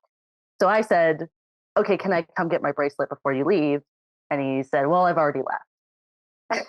So I was like, okay, this is a little fishy. But I just said, okay, let me know when you're back in town. Call me while you're gone. I'd like to still like talk to you or hear how things are going. And he said, like, absolutely. And then like 2 weeks went by and I didn't hear anything. So I texted him. At this point, I was kind of like, I don't think he's interested in me if he hasn't reached out to me in 2 weeks, but I really don't want to like lose this bracelet. So I texted him, no response, called and left a voicemail basically saying like, it's okay if you don't want to talk to me, but I just really want my bracelet back. So I'm going to stop by your house and pick it up. Let your business partners know, or, like be ready for that. I'm going to stop by. His business partners are also his roommates? Yes. I met them all at a get together. Gotcha. Yeah. All right. Yeah. So far, this all seems reasonable. That's what I thought. I don't think I'm crazy. And I thought it was kind of weird that like a text, a phone call, a voicemail where I was very much like, I just want this one thing. It's okay that you're ghosting me. Like I thought he would at least be like, yeah, you're fine to pick it up. Any response, but nothing. So I went over to the house on a weekday at like 4:30 p.m. His roommates had no idea I was coming and they like remembered me, but they're like, oh, like, what are you doing here? And I said, oh, I left my bracelet here. I didn't hear from this guy, but like, I just want to grab it and go. And they're like, oh yeah, sure. Come on in. And they let me go into his room. And I felt a little uncomfortable just like searching through his room. So I wasn't really like opening drawers or anything. I was just looking around on like the dresser, in the bathroom, whatever. And I found some questionable stuff. I found like a box of bikinis, just like a bunch of bikinis. Found like a glittery phone case. I found panties on the ground, a bra hanging on the bathroom door, the card of an FBI agent laying around. And so at this point, I was very weirded out. And I was thinking, like, does he have a girlfriend? And like, what's going on? Does he just steal women's belongings and then hold them hostage? And he gets some kind of kick out of it. I don't know. So I couldn't find it. His roommate called him for me. When we eventually found it, I asked if I could like talk to him on the phone. You found the bracelet? I found it. Okay. Yeah. Thank God. Yes, I have it back. So then on the phone, I asked him, I was like, yo, like, what's going on? And he said, I told you I would call you when I got back. And I said, well, you said that you would call me while you were gone. And also it's been a couple of weeks, so I was worried. And I called you and you didn't respond or anything. And he said, well, I was working. I was busy dealing with the house. Sure. And I was like, okay, but like, I still feel like that's not okay. I said, like, you don't really know me that well. And that's also something I told him multiple times, kind of if we were like talking on the phone or when we met, he would kind of say things or ask questions. And I would say, like, you can't really say that or ask me that. Like, you don't know me very well yet. Like, that's very personal. And so I said that. I said, you don't know me. And this is kind of a disrespectful way to treat somebody when you have something that belongs to them, when you leave just like randomly out of state. And he's like, well, I don't know what to tell you. I told you I'd call you. And then I got kind of mad and I like said, you're 28, grow up, be better. And he hung up on me. Haven't heard from him since. I don't know if it was because. Are you like still in his bedroom when this conversation is happening? Yes. So I don't know, maybe that wasn't the best thing for me to say, but I was just really angry. I just feel like I have this history of dating where I will date kind of older, but it's not, they aren't really equipped to be mature or respectful, I guess. Yeah, I mean, 28, hit or miss, I guess so. Yeah, so I don't know if it was. And I don't know, in someone who's ex-military, I don't know what his background is or what he's been through, but like, it's a mixed bag, and what you might, what the results might, or the effect, Yeah. He also said he has like head trauma that he's currently being tested for and treated. So I don't know if it was like he forgot about me. I don't know No, really I don't think it's that complicated. I think, maybe there's some serious baggage there. He's a 28-year-old fuckboy, basically, who might have a couple more screws loose and some serious trauma and like literally could be dangerous. I don't know. Who also may or may not be like actually involved in like illegal activity. So much so that he actually asked you to sign an NDA. So like, there's nothing really to figure out here other than like this guy isn't good for you. And then like maybe the other thing to figure out is why is it so hard for you to see the obvious? I think because I am just a very open and honest person and I enjoy meeting people and I can be very outgoing, that when I like meet somebody new and we connect and we have good conversation, and if I am like interested in them romantically, then I get like excited and I think, oh, this person will treat me as honestly as I would treat them. Well, like if I'm not interested in anybody anymore, I will let them know. Like I'm not going to leave somebody on. I'm gonna say something that is gonna sound. I'm joking, but I'm not joking, and I'm deliberately being harsh. And I'm only saying it because you kind of said it to him. But like, grow up. You know, like, don't be that naive.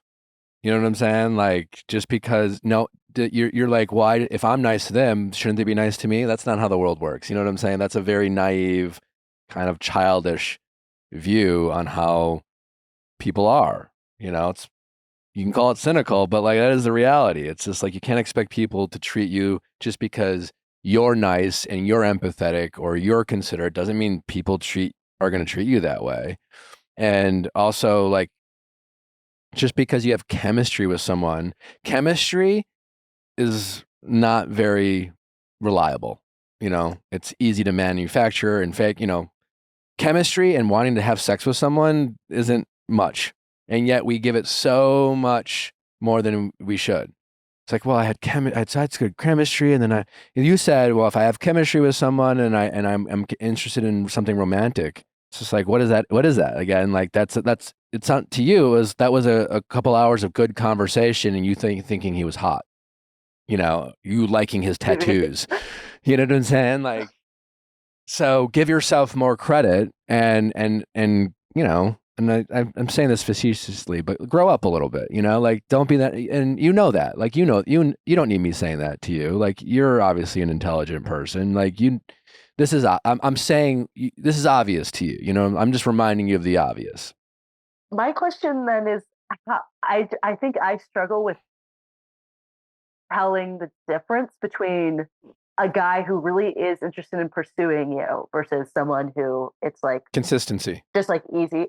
Well, that's what it was at first, because it was like, consistency isn't 3 days or 2 weeks or even a month. You know, okay. I mean, consistency over a period of time, not consistent for 3 days, you know, not or 2 weeks. You know, meeting a guy and him wanting you to sleep over every night for 15 days isn't him being consistent. That's him being reactive and spontaneous. Consistency is over the course of a longer period of time. And consistency doesn't mean fast paced. Consistency can mean, honestly, slow and consistent is better than fast and, you know, consistent. One date followed by a couple days of, you know, conversation, consistency. We're like, yeah, we've been on 4 dates on a somewhat consistent basis over the course of 6 weeks. That's consistency. And then in that, we've slowly started talking more over text and phone, and I'm consistently getting to know him, and there aren't gaps in his communication, and he's not leaving for trips, and that I don't really know where he is, and yeah, you know, that's not consistent. I've had it on that end too, where like there was one time I was seeing a guy for about like 3-4 months. And it was like that, where it wasn't like texting all the time. I wasn't like sleeping over all the time, consistent dates. And it still ended up with him saying basically like, I wasn't sure about you. I haven't been sure about you. So I've had it both ways. Sure, but I don't know how to like, you're gonna hate this answer, but there's just not a huge difference between 2 weeks and 4 months. And I know that's probably discouraging. It's like, well, fuck, man, how can I even tell? And like, you know, we've talked about this recently on the show. Unfortunately, I don't think when it comes to dating, I think, you know, hookup culture has drastically warped, you know, everyone's perception of commitment And I think even more men these days seem to be like terrified of the labels of boyfriend and girlfriend. And they need to like know that they're going to want to marry you before they actually want to like have any expectations of them. And I don't know how to change that. And I don't have answers for you, but like you are only 23. And I don't know, you probably feel, I don't know, compared to 21 feels older, I'm sure, but like you're young and you don't need to find love tomorrow, or in a year or two. And again, that maybe you don't want to hear that, but it just might take some trial and error, and that guy you dated for 4 months, I don't know the history of that relationship, but there's probably things you could have learned. There were probably things that you could have paid attention to get your answer faster. I don't know. But, like you look back, right? And I don't know in that moment, you were just like, well, I invested 4 months in this guy. I didn't go any, like, again, you know what I see when I'm talking to you? I just see a single 23-year-old person who has a lot of life in front of them. And whatever life you've experienced up into this point that didn't work out, and I'm sure in the moment there was frustration and like, why did I do that? Or I wasted my time with you. But like, as someone, not to sound like, the big brother or the old guy, but like, that's his life. That's you living life. That's you having lived experiences. That's you learning about things. That's you meeting people and learning more about yourself and learning about situations and learning how to better trust yourself and make healthier choices. And, nowadays people aren't settling down at 20 and 21 and 22. So like, you're no further behind than anyone else, and so all you can do instead of like getting frustrated at these guys is better understand why you're making certain choices. And I'm assuming that's why you're calling and doing that, but it's just good not to get discouraged, or swear off men or have unrealistic expectations. Meeting people takes time, and you might meet most likely you'll meet a handful of a bunch of guys who aren't your guy before you land on someone who is. What could I do differently in the beginning to, I guess, see more clearly? Just like pay attention to consistency? Yeah, ask questions. You're not going to find out right away. Like you're part of it is you're going to have to be willing to get to know the wrong men. It sounds exhausting. It is. And that's why you take breaks. But, I always compare like dating to working out. Working out is literally exhausting. I mean, if you're working out efficiently, but as a means to end. And, most people work out to maintain a healthy physical, to keep their body healthy, but the actual workout itself for most people, unless you're like some gym rat or you like love running or cardio, most people are just like, fuck, I got to work out again. But you do it because it has long-term benefits for your health. And dating, can be fun. And yes, there are stories. And yeah, when we're in relationships, sometimes we miss the excitement of dating. But at the end of the day, dating is a means to an end. It is exercising certain muscles. It is something you do to get to a place where you want to go. And so, yeah, it can be exhausting. But that doesn't there's no point in being like, oh, I fucking hate it. You just kind of take breaks when you get exhausted. What are some I'm tired of feeling like disrespected and almost like my time is important. And that's what I felt with the situation is like somebody who was interested in me, even though I like clearly said like, you're off the hook, it's fine. Like it still was like this struggle just to. So you in this situation, you said like you felt disrespected, right? So like you need to have more clear expectations for yourself and stronger boundaries, right? So in this situation, you went on a date with this guy, right? And then before a second date, he asked you to sign an NDA. Red flag, weird. Why? Your instincts were right. You didn't sign the NDA, but despite saying no to the NDA, you still didn't say no to him. And then despite him being like, hey, by the way, peace out, I'm leaving for 2 weeks. And even though you were like, where are you going? And why are you going? And why aren't you available? You just kind of ignored that. And you were like, well, call me if you want. And he didn't. And then instead of being like, well, that's the answer. I got my answer I wanted. Clearly this guy's not interested or whatever. And even if he is interested, he's interested on his terms. He's fuckboy interested, but he's not interested in the way I want a guy to be interested in me, So instead of like that being your answer, you did the thing that most people do. It's like you needed him to tell. Your ego is like, no, I want him to tell me he's uninterested. I need to hear it from him. I'm going to show up at his fucking door and I'm going to snoop it, and I'm going to do the thing, but like, why did it have to get to that point for you to just be like, this is not my guy. Yeah, I mean, I feel like it's a cop out for men where they, especially nowadays, just the way Listen, technology and if social you media, wanna, if it's like they gotta tell me, like they can't just. Sure, I get it, and it's frustrating, especially when they have something I I in mind. I understand it, and we, I was. I promise, I was thinking about this a lot lately, and I was figuring out a time and when to say this or how to say it and what episode to say it. And I don't know if it's going to come out well, but like two things that I realized that really changed my life and really made me just a generally happier person.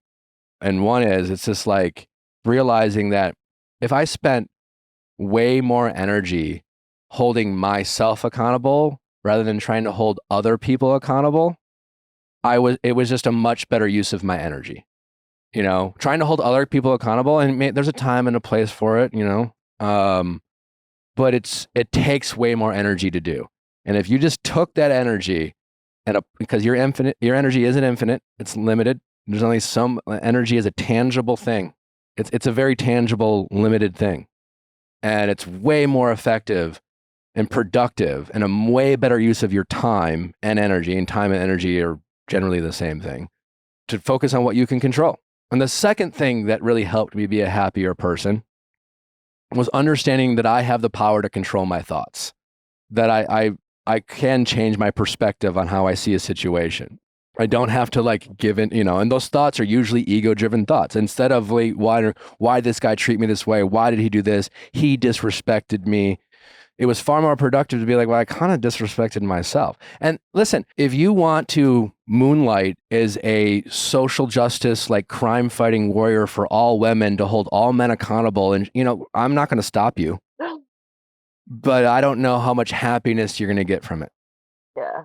And you are far better off focusing on holding yourself accountable, thinking about your choices, what you could have done differently in this decision. I'm not trying to let this guy off the hook, but he's not your problem.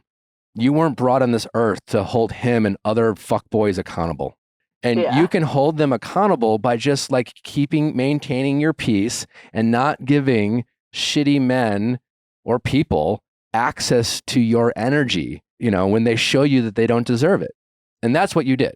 He kept showing you this, there's a bunch of red flags. And instead of accepting his actions, your ego is like, well, let's find out more. And your ego is like, well, fine, he disrespected me, but I'm gonna show him, what did you show him? Yeah, that makes a lot of sense. So it's tough. It's a tough choice. And it's honestly, to this day, I have to remind myself of this like lesson I learned way back when about like, hey, it's right. I actually have control over my choices. I have control over my thoughts. I can change how I think about a situation, because feeling like I was wronged, and it doesn't mean you're wrong. It doesn't mean you're wrong that you were wronged, but like, what are you doing? Okay, great. You were wronged. Get over, and listen, I probably saying a lot of things. We now live at a time where if you want to make yourself a victim of any situation, the options are limitless. There are a million reasons why, for any situation, of why something's not your fault. But I have found in life that is a poor use of my energy. And back to do you want to be right or do you want to be happy? I've continued to try to remind myself that I being right hasn't gotten me very far, and it hasn't made me very happy. So it really just all comes down to the ego. Yeah. Okay. Most things do, but you're farther ahead in life than I was when I was your age, if it makes you feel any better. That does. But then again, that is an ego boost. Sure. Well, listen,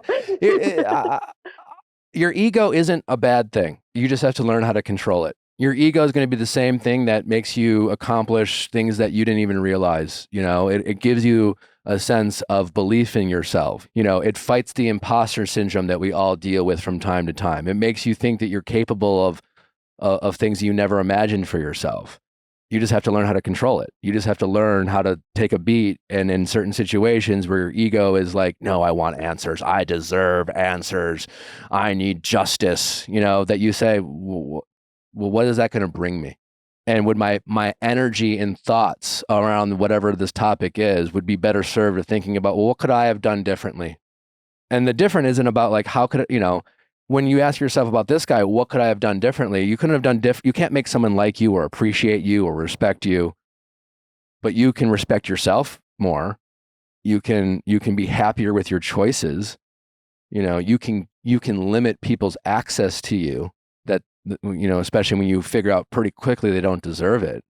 And those are just things that you learn over time, and you will always have to work on it. It's never, you'll never master it. That's encouraging. No, but you can get a lot better at it, Yeah. And most people make no progress. You said, oh, he's a 28-year-old guy, this guy could be a 50-year-old guy and still like, most people never get to the point where they even recognize their ego or acknowledge that maybe their best, that constantly finding reasons why things aren't their fault or there's someone else to blame. It hasn't brought them any peace. Giving me a lot to think about. Yeah, this is not to say there are a lot of real victims out there from a lot of shitty people. This is just about personal happiness. Let other people whose jobs it is to hold people accountable do their job. It's not yours. Do you think I should just also be maybe like less trusting of people's intentions initially? Well, sure. If your barometer is that they're nice to you and that you would do for them, that you should trust them because that's what you would do, then yes. Then that's the back to like grow up, I don't think you should be cynical, but like just it's actions over words, It's just like, don't give people the benefit of the doubt just because you would do the same thing. People aren't you. How do you balance not being cynical, but not just like trusting? Well, I think there's between being cynical and realistic. I some people think to me as cynical. I just think I'm fucking realistic and honest. The world isn't some rosy fairy tale place. There's bad people. And what's even actually scarier is that it's not the bad people. It's the decent people who make bad decisions all the time. It's the normal people who aren't necessarily good or bad, but we as a society, we're more and more and more self-centered and more selfish. And everyone out there is suffering from main character syndrome, and everyone is worried about how the world, what the world owes them, and how things have affected them. And it's a tough world to navigate, because when you're thinking about yourself, he's thinking about himself, he's just like, well, what, there's a world where he thinks that you wronged him. How dare she go into my bedroom without my permission and blah, blah, blah. I don't know how he's seeing this thing. Not your problem. But there's a world where you could spend a lot of energy thinking about how he's seeing this. Well, where does that get you? So you can be realistic about a situation, and you can be realistic about that, like that the world isn't some like fairy tale place that only that everyone means well, but you can still recognize that there are good people, and you can get better at reading who those people are. You can, we now live in a time that we don't value character anymore. We value people who agree with us. And as soon as someone says something that like we disagree with, there's across the political spectrum, how could, it's just like, well, they're terrible, or fuck them. I can't. We'll label them. If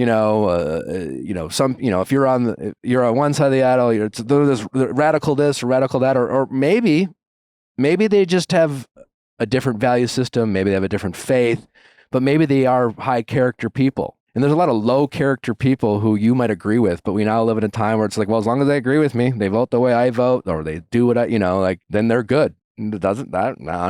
I don't see that way, but that's just me. I'm kind of going off on a tangent now, but the point is get better at trusting yourself, get better at asking questions, taking things slow, and the whole, when people show you who they are, believe them. When someone does something that's like, that seems weird, then it's probably, you ask a question or two, but don't try, the common thing a lot of people do, it's like, as soon as you ask yourself, when you meet a guy and you say, I feel chemistry with him, that's not a green flag.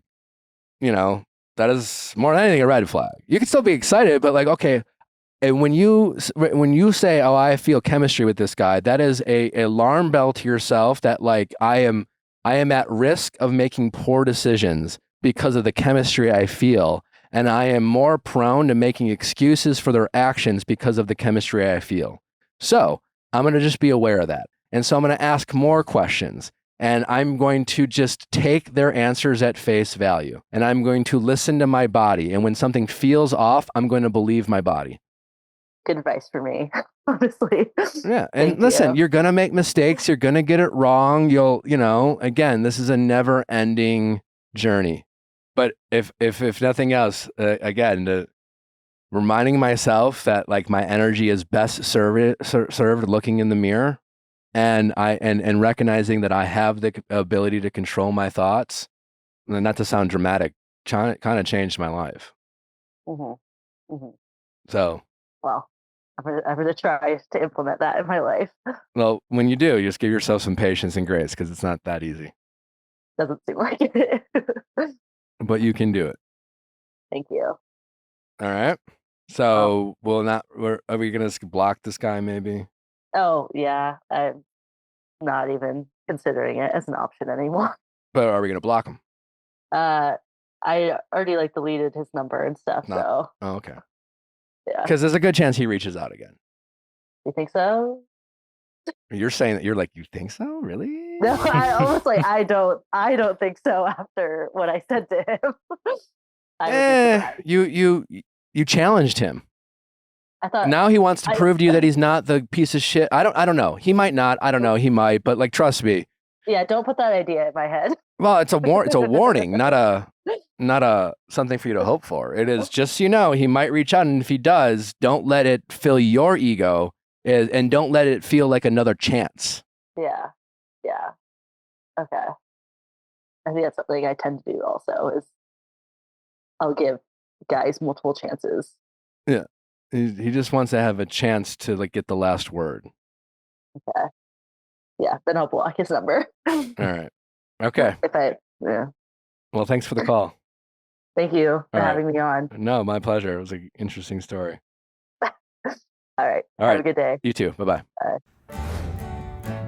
Steve, our dog, he eats absolutely everything. And thank God we have ASPCA pet insurance. We've heard too many horror stories about dogs eating things they're not supposed to, and then that results in very pricey, costly procedures. So thank God we haven't had to do that with Steve, but also thank God that we have ASPCA to protect us in case something unexpected happens with Steve or Jeff. Your pet is part of your family and you want the best for them no matter what, but vet bills can really add up. That's why you should check out pet insurance. With ASPCA Pet Health Insurance, you can focus on the care your pet deserves and cover what matters most. The ASPCA Pet Health Insurance Program offers customizable accident and illness plans, making it easier for pet parents like you to help your pet get the care that they need. The ASPCA Pet Health Insurance Program has been around for over 18 years, and they've helped more than 600,000 pets during that time. To explore coverage, visit aspcapetinsurance.com/VIALL. That is aspcapetinsurance.com/VIALL. Again, that's aspcapetinsurance.com/VIALL. This is a paid advertisement. Insurance is underwritten by either Independence American Insurance Company or United States Fire Insurance Company and produced by PTZ Insurance Agency Limited. The ASPCA is not an insurer and does not engage in the business of insurance. Father's Day is right around the corner, and I have the best gift to give the father figures in your life. That's Carway. Love. I mean, we've talked about Carway forever on this show because we cook with it every day. We have a couple different sets. They're cookingware, they're bakingware. We have it all because it is fantastic. Easy to cook with, easy to clean with, and we have the peace of mind because it's made without toxic materials like PFAs, all the other hard-pronounced chemicals that you do not want to be cooking with. And now that we, have our baby and our family, we're even more conscious about cooking with safe, quality material. But again, most importantly, it is amazing to cook with. If you like cooking, which I do, I cook every day, you're going to love your Carway set. Whether it's their ceramic or their stainless steel, Carway has it all. and the quality is unmatched. Even if you don't cook like me, it's extremely easy to clean. They have ceramic naturally slick surfaces, means minimal oil or butter for slide off the pan eggs, and easy cleaning. They are also so cute. Over 65,000 people have rated 5 stars about their Carway kitchen. Now it's time to try it for yourself. And one more reminder that Carway month is on. Carway is dropping a limited time offer every Monday in June. Blink, and you just might miss them. Plus, if you visit carwayhome.com/VIALL, you can take an additional 10% off your next purchase. This deal is exclusive for our listeners, so visit carwayhome.com/VIALL or use code VIALL at checkout. Carway, non-toxic cookware made modern. There's a lot of decisions you have to make when you have a baby, and the one that I feel the most comfortable and safe making is using Huggies for our daughter, River. I always tell Nick that when River's crying, she's trying to tell us something, and that's the case with most babies. They express it through cries, and so we've turned to Huggies. The new Huggies Skin Essentials are here. A brand new dermatologist-approved line of diapers, wipes, and pull-ups training pants that are all designed with baby's sensitive skin in mind. Their wipes are so thick and pH balanced to help maintain healthy skin. Their wipes have 0 harsh ingredients for a great, gentle clean. The Skin Essential Diapers features the Skin Protect Liner, which is what helps take care of the ick and stick that can cause rash. They have this liner built in their diapers. The whole diaper helps protect against the top 2 causes of rash by managing moisture and runny mess. The liner gives you the barrier to help absorb moisture and lock away runny mess from baby skin. Pull-Up Skin Essentials has your big kid covered too with a training pant that is ultra soft and breathable to help protect sensitive skin through potty training. Learn more at Huggies.com. Once again, head to Huggies.com to learn more. How's it going? Good. How are you? Good. What's your name? Vanessa, and I'm 28. How can we help, Vanessa? I'm trying to figure out if I cheated or if it was just self-sabotage. Couldn't it be both? Yeah. But I don't exactly know if it qualifies as cheating, but my gut's saying probably. Well, tell me the story and we'll figure it out together. Okay. I was dating a guy for about 2 months, and it was pretty serious compared to my other situationships and everything I'd been going through for the past year and a half. And he, the first person my parents met for over 6 years. So it's kind of a big deal. And we were fine. Everything was going great. One day after work, we got dinner together, and he told me he had a couple issues, and we talked it through. It felt like it was resolved. I called him as we were leaving the restaurant to tell him I was going to meet up with a friend, and he sounded really sad. So I asked him what was going on, and he just said he has to think if he can make me happy, and he needed time to think. And for the next 3 days after that, he did not talk to me. I tried to call him. He said, I still don't know. He told me that I was like his dream girl, but once he got me, it was not what he was expecting, I guess. And so one night I was out with my friends and I had a couple drinks, and I texted him that I got my answer. And then I called my ex-boyfriend. He came over and we slept together. Okay. Yeah. Well, I mean, technically, it doesn't sound like you cheated, technically. But I don't know if that really matters. I mean, like, what the label is. Have you heard from was he even your current boy? Was he your boyfriend? Yeah, we had been official for over a month. Okay. He'd been pursuing me for a year. And when you sent that text of, I got my answer, was that like you in your mind at that moment saying, we're broken up, or I'm ending things, or? That was me feeling rejected for 3 days. Sure. And lashing out. Yeah. And yeah, I absolutely regret that with everything in me, because so it was such a mistake. Would you say it's safe to say that, curious, like you reached out to your ex, why did you reach out to him? Was it because it was convenient? You were comfortable with him? You knew he would say yes? Was it just about getting back at your boyfriend? No, it wasn't to like hurt him at all. It wasn't like premeditated about him. It was more just like the ex that I slept with, he is very bad for me. There was some like abusive things that went on, but he is also like obsessed with me. And so I knew that he would come over, I guess. It was super impulsive and just you wanted it awful. Okay. Well, it makes sense though. I mean, you weren't being validated by your boyfriend, you felt rejected, and yeah, you you gave in to, I guess, ego-driven thoughts, and you needed that fix of validation. And as toxic and as bad for you as he might be, it sounds like you knew that deep down you would get that short-term fix of feeling desired and feeling, like everyone's different, but at times it can feel good to be around someone that is quote unquote obsessed with us, especially when we're feeling rejected in other areas. Yeah. Have you told so where do things stand with your boyfriend now? Oh, ex now. I guess he hasn't talked to me since I texted him the breakup of all things. Like everything about the situation is. So you haven't even, like, forgetting about the fact that you slept with your ex-boyfriend. Let's say that never happened. Like he never responded to that? To my text? Yeah. He said something like, "Wow, you won't give me more time to think." And then I just texted back, "It's been 3 days. I got your answer." I was not of my sound mind. I don't think forgetting about the fact that you slept with your toxic, abusive ex, and and obviously you have feelings about that, and probably felt a little icky and whatever. But like, as far as your current or now ex-boyfriend too, it's like he wouldn't talk to you. Are you wrong for saying that you did get your answer? To me, that sounds like you're, despite how you handled it and how you reacted to it. But yeah, you kind of did. What does he need to figure out? How is he figuring it out? What is he doing to figure it out? What did he expect a relationship with you to be? Do you have any of those answers? None. No, because he wasn't ready to talk about it, because those couple days I would call him and like, I just need more time to think. I didn't even know what that meant. And like literally a day before we went out to that dinner, he hung out with my family until midnight. We were like playing games, and I don't get what happened. And then we just haven't talked. How old is he? He's 33. You're 28? Yeah. What was his He's a dad too. He's a dad. Okay. Yeah.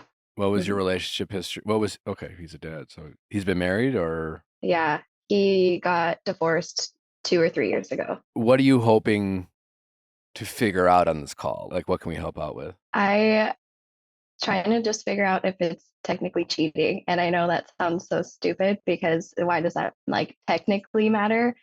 It feels like it was cheating. I feel like you cheated on yourself. Yeah.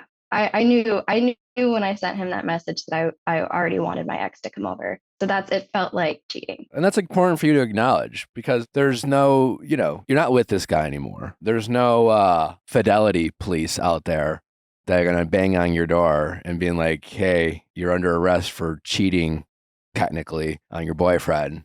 That's not happening. You know what I'm saying? So like, I think it's healthy that you're trying to understand your decisions. I hope that's what you're trying to do, to hopefully make healthier ones in the future.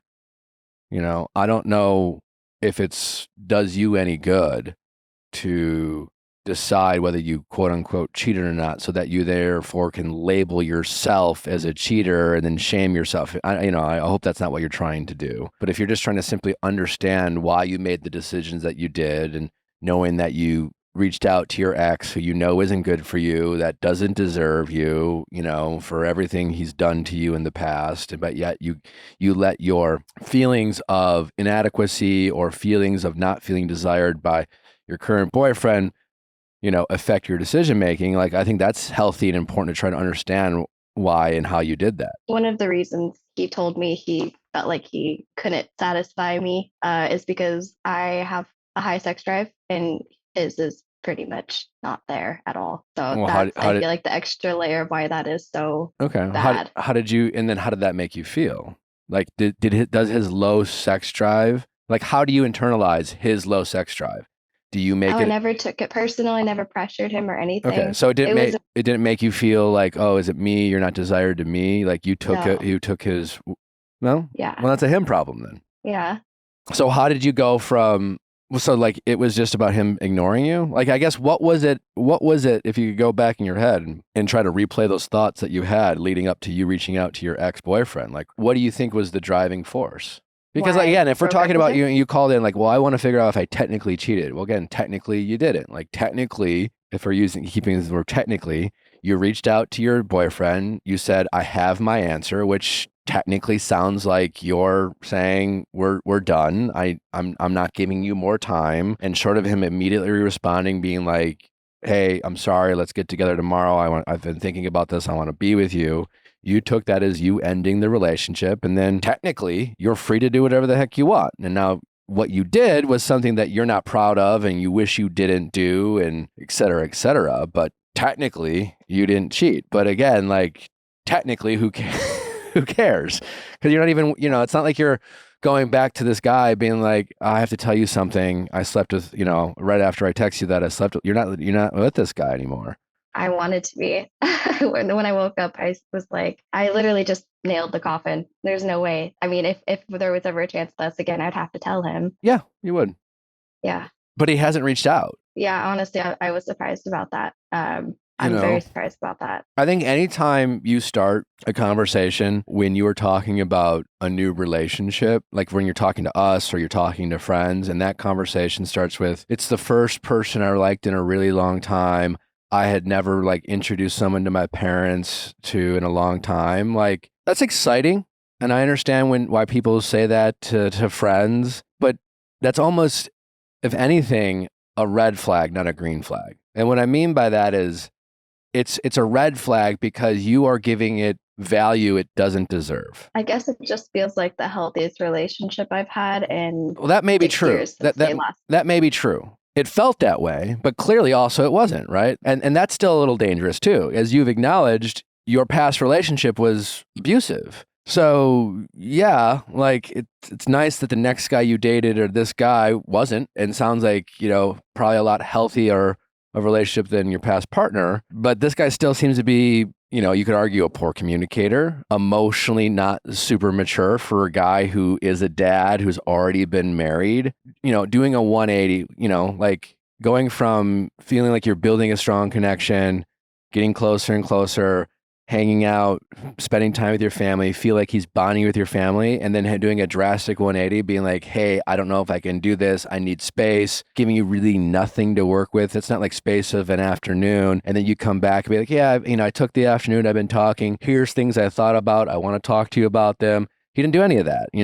He left you hanging in the dark, didn't give you anything. He gave you more questions than answers. It left you more confused. It made you feel worse about yourself. Like, those are not like signs of necessarily a healthy relationship. I think it's very easy to mislead ourselves by putting too much value in the first couple months of meeting someone. And I know that might sound discouraging because it's like, it's hard enough to meet someone. How long do I have to like hang out with someone before I really know them? And the real answer is like sometimes a while, And so the only reason I say it's a potential red flag to say, well, it's the first time I like someone in a long time is because, again, like you're doing that you're comparing, and comparison is the thief of joy. And just, and comparison's all about perspective. It's like, what's the barometer? What are you comparing it to? You were comparing it to an abusive relationship. And so I guess I'm only saying all of this is try not to beat yourself up so much. Clearly you made choices, you made mistakes, you have regret. I'm not telling you not to regret it, and I'm not telling you not to learn from it. But I think there's a big difference between having productive thoughts and asking productive questions and doing productive things with analyzing and understanding your decisions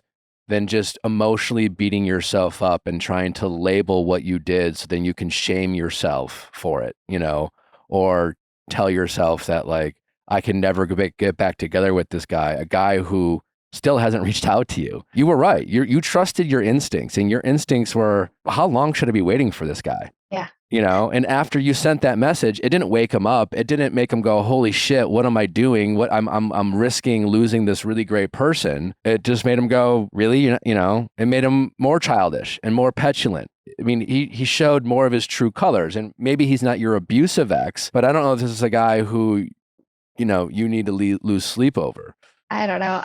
It's just, I guess I just keep doing this thing with my mind. I got out of a very, very serious relationship a year and a half ago.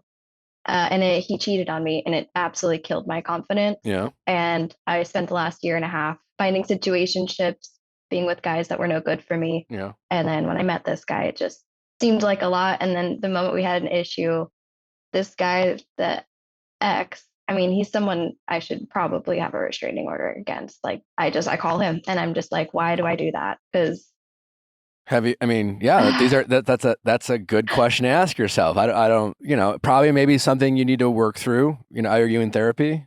No. Worth a shot? Yeah. A lot of what you are describing is something that a lot of people work through in therapy. Right. And that's not something I can answer for you in this call. I can make the generalization, yeah, clearly being cheated on affected you, maybe you have some abandonment issues from that being cheated on, or maybe you already had some abandonment issues from things that happened long ago. I don't know. Maybe you are seeking out validation in unhealthy ways, right? Especially now after being cheated on. The pattern of you dating the wrong men after being cheated on. Again, I can generalize and say, yeah, you probably were you were trying to scratch an itch, fill a void in unhealthy ways. Hopefully this situation is a blessing, honestly. I think you can still hold your head high. Technically, again, how this conversation started, technically, I don't think you cheated, So if you have guilt about, oh, I did the thing that really crushed me and hurt me. And again, I just don't think shaming yourself is going to be very productive. And I think there's a big difference between, shaming yourself and beating yourself up emotionally and telling yourself you're a bad person and saying, well, I'm no better than the person who cheated on me. And how could I have done this? And I ruined a chance at an amazing guy. It's like, no, honestly, what I'm hearing is unhealthy as that decision was, and I hate that you did that for yourself because I know you regret it. It might have been, as far as this guy goes, maybe the best thing for you, because there might have been a world where you still would have hung out, you would have waited much longer. And even though you knew in your gut and your body says, why am I waiting 3, 4, 5 days, 2 weeks? You would have kept waiting and kept waiting. And then eventually, had he come around and been like, well, I've given it some thought and I'm not really sure where I'm at, but I still want to hang out with you. Let's keep going.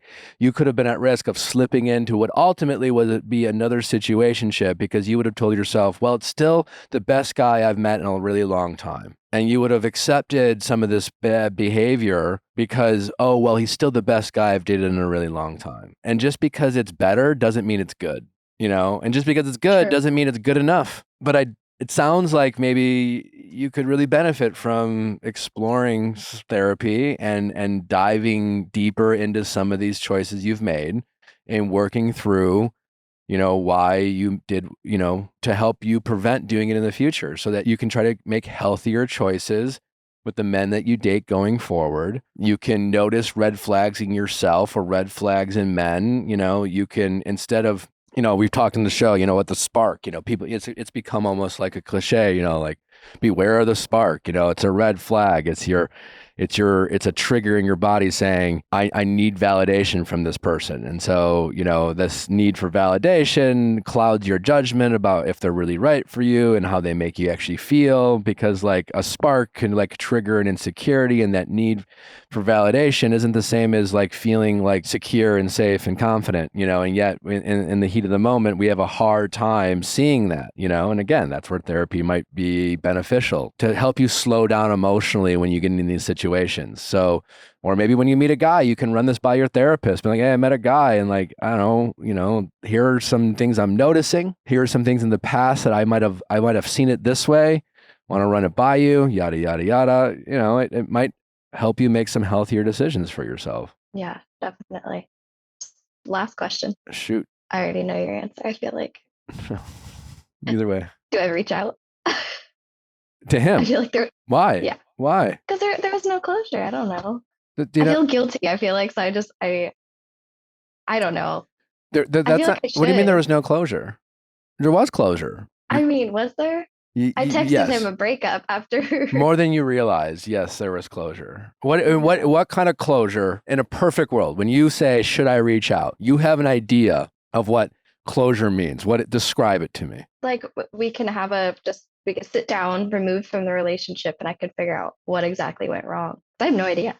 Do you think he knows? Well, he must. He was the one that didn't want to talk for me for 3 days when we used to talk all the time. And what would be an answer that would satisfy you? I don't know, something that would make me understand why whatever he went through, it was so bad that it took 3 days. Even after we had a talk at dinner and it went what I thought, well, we had a game plan in place. Why do you think it's a you problem? Why do you think it's your fault? Why do you think it's anything you could have done? I mean, my guess is, without knowing anything about him, but there's a good chance if I were just to generalize and use your normal stereotypes, is that this is a middle-aged man that, I don't know why he got married or divorced in the past, but not a bad guy, but he might be a little bit emotionally immature. And he's I'm not an expert in attachment styles, but he has a bit of an avoidant personality where instead of like communicating his thoughts, feelings, and concerns, he just kind of pushes people away, and instead of saying the harsh truth, which is like, hey, honestly, this is moving too fast for me, and I maybe said some things that I'm realizing now I don't totally mean. Maybe he said some things in the heat of the moment. Maybe he finds you incredibly physically attractive, more attractive than maybe other women he's dated. And when he says things like, you're literally my dream girl, it was like him talking about how sexy and how hot he thought you were. But at the end of the day, maybe like hanging out with your family felt a little too real, a little too fast, and he's just not ready for that. And I'm just guessing here, but if that were the truth, is that going to make you feel better? At least I know. Why can't the closure you give yourself being accepting that as tough as it was, you found out that this guy wasn't as good as you thought he was, and that he might be a decent guy, but he might not be your guy, and that you want someone who wouldn't put you on hold for 3 days and wouldn't be comfortable and would like have the ability to empathize with what it might feel like to be as excited as you were excited, only for someone to be like, hey, 180, I need to figure my shit out. I can't talk for 3 days, and act like you owe him that, without taking a moment of thinking, what would that like be? How's she feeling? He didn't check in at all. He didn't say, hey, I know this is probably hard on you. I just want you to know I still care about you. And he didn't give you anything to go on. He just disappeared, and he expected you to be okay with that. Yeah. I don't know. Just was very intense. Like, it's just so much going from like, this is going in such a great direction. He was very pushy about us like entering a relationship. He wanted me to meet his kids already. And I don't doubt that. No. I don't doubt that. But Yeah. men are notorious for moving really fast. I mean, not even men. People. A lot of people can get ahead of themselves. People can get very excited about someone and move very quickly, and they can convince themselves. We convince ourselves of so many things. And maybe, again, you gave him something he probably hadn't received in a while. And he got really excited. Excitement isn't love. And I think we often confuse the two. We like to justify things that we say early on. We get really excited. We get ahead of ourselves. Have you ever been excited about something only to realize, I guess I'm just not as excited as I thought I was? Literally all the time. So why is it so hard to understand that he could be excited about you only to realize that maybe it wasn't about you two or about you. It was just about like what you gave him, or, feeling some void that he hasn't done work on himself. And therefore, you were giving him things that he didn't fully realize what you were giving him or what value it was bringing it, but he just was excited about it. And that excitement caused him to say and do things and communicate things to you that weren't totally true. Not that he was like lying or love bombing you or anything like that. If you're immature emotionally and you can't slow down your emotions and process your emotions in real time, you will often confuse feelings like lust and excitement and chemistry for things like love and security in an emotional connection. You think a 33-year-old man who's been divorced, who needs 3 days to figure things out, is going to be able to like process that? Probably not, but you have to get to a place where you can understand those decisions as well. And maybe you need to mature emotionally as well, and maybe address some of the things that have happened to you in the past. So instead of needing answers from men who can't give you answers, you can give all the answers that you are looking for, you are fully capable of giving to yourself. You might need to do some work. You might need some help through like either friends, but you definitely don't need it from these men. Yeah, that's good to hear. My family member, I told 2 people. I told a friend and I told a very close family member. My friend obviously thinks I didn't cheat. She's always on my side. The family member thinks I'm like the worst person ever. Like what I did was like. Who's the family member, and why are they in a position to think you're the worst person ever? My sibling. Okay. Yeah. And they said you're the worst person ever? No, we sat down and I told her this was the day after it happened. And she's like, yeah, that's absolutely cheating. And she's like, that's horrible. She thinks that I have like reckless behavior. I mean, the reckless behavior part might be accurate, you know? Yeah. I mean, it was reckless. You recognize that. You regretted it after the fact. So like, we don't have to sit there and pretend it wasn't reckless. Like what you did was wrong for sure, you know? And yes, had he called you up the next day and said, hey, I'm sorry for making you wait 3 days. Can you come over and talk? You would have felt very guilty, and you would have had to tell him. And you know, and yes, like it's, you know, when I keep saying technically you didn't cheat, because again, it doesn't really matter. It's just like, because technically you didn't, but like you definitely didn't do a good thing. You know, you know what I'm saying? Like it was, the fact that I can say technically you didn't cheat is more of a luck thing. In a way, like it's like, you know, and it's not even what you wanted, but you're lucky he didn't reach out to say, come over, I want to fix this. Mm-hmm. And because he didn't, technically, it became not cheating because you technically reached out to him, you know, but who cares? He's not your boyfriend right now. And again, there's no like fidelity police who, you know, your next job when you interview, they're not going to be like, well, have you cheated? And you're not going to take a lie detector test to be like, well, you know, technically, maybe. Here's the situation. Let me describe it to you. What do you guys like? That's not going to happen. So like, why are you putting yourself under trial and asking a friend and asking a sibling member? I think what's important is that you recognize that you made a mistake. And you recognize that you made a choice that was harmful to you. You know, you let someone who doesn't deserve access to you anymore have access to you. And that put you in an unsafe situation, both potentially physically, emotionally, and that's something you regret. And that's a decision that you don't want to make in the future. And yes, it was reactive and self-destructive. Your sibling isn't wrong there. And that is something that if I were you, I would look into so that you can break that pattern, because until you do something about it, yes, you are vulnerable to make the same poor decisions in the future, you know, and this might be something you can address on your own.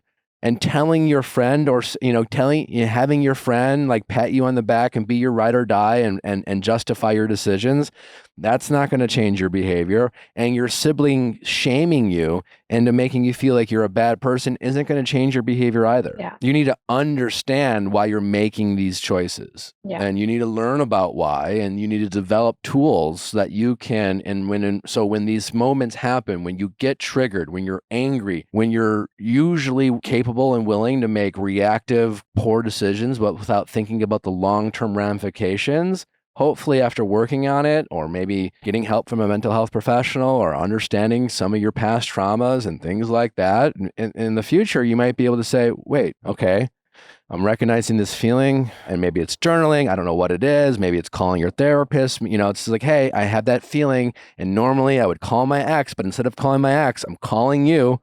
Can we talk about it? You know, you might be able to develop some healthy, you know, habits there, but you have to do something about it. You know, right. I don't think reaching out to either of these men is you doing something about it. Again, the big takeaway I want you to have is the answers to all your questions are inside you, and you need help getting them out. And it's not from men. Yeah. Well said. All right. Yeah. Well, thank you. Well, keep us posted. We'd love to get an update on your progress. You know, Betterhelp, if you don't know where to go from a therapy standpoint, you certainly ask your friends, but start somewhere, you know. And when you land on a therapist, if you're not feeling connected to them, if it's like, I don't know if I want to tell this person everything, you can try a new one, but like try it out, you know. You can always not go again. Yeah. But I think you might find a lot of value from it. Yeah. Well, will do. All right. All right. Thank you, Nick. All right. Take care. All right. You too. All right. Bye-bye. Thanks for listening. Don't forget to send those questions at asknick@theviallfiles.com. We'll see you back tomorrow for another episode of Reality Recap. Bye.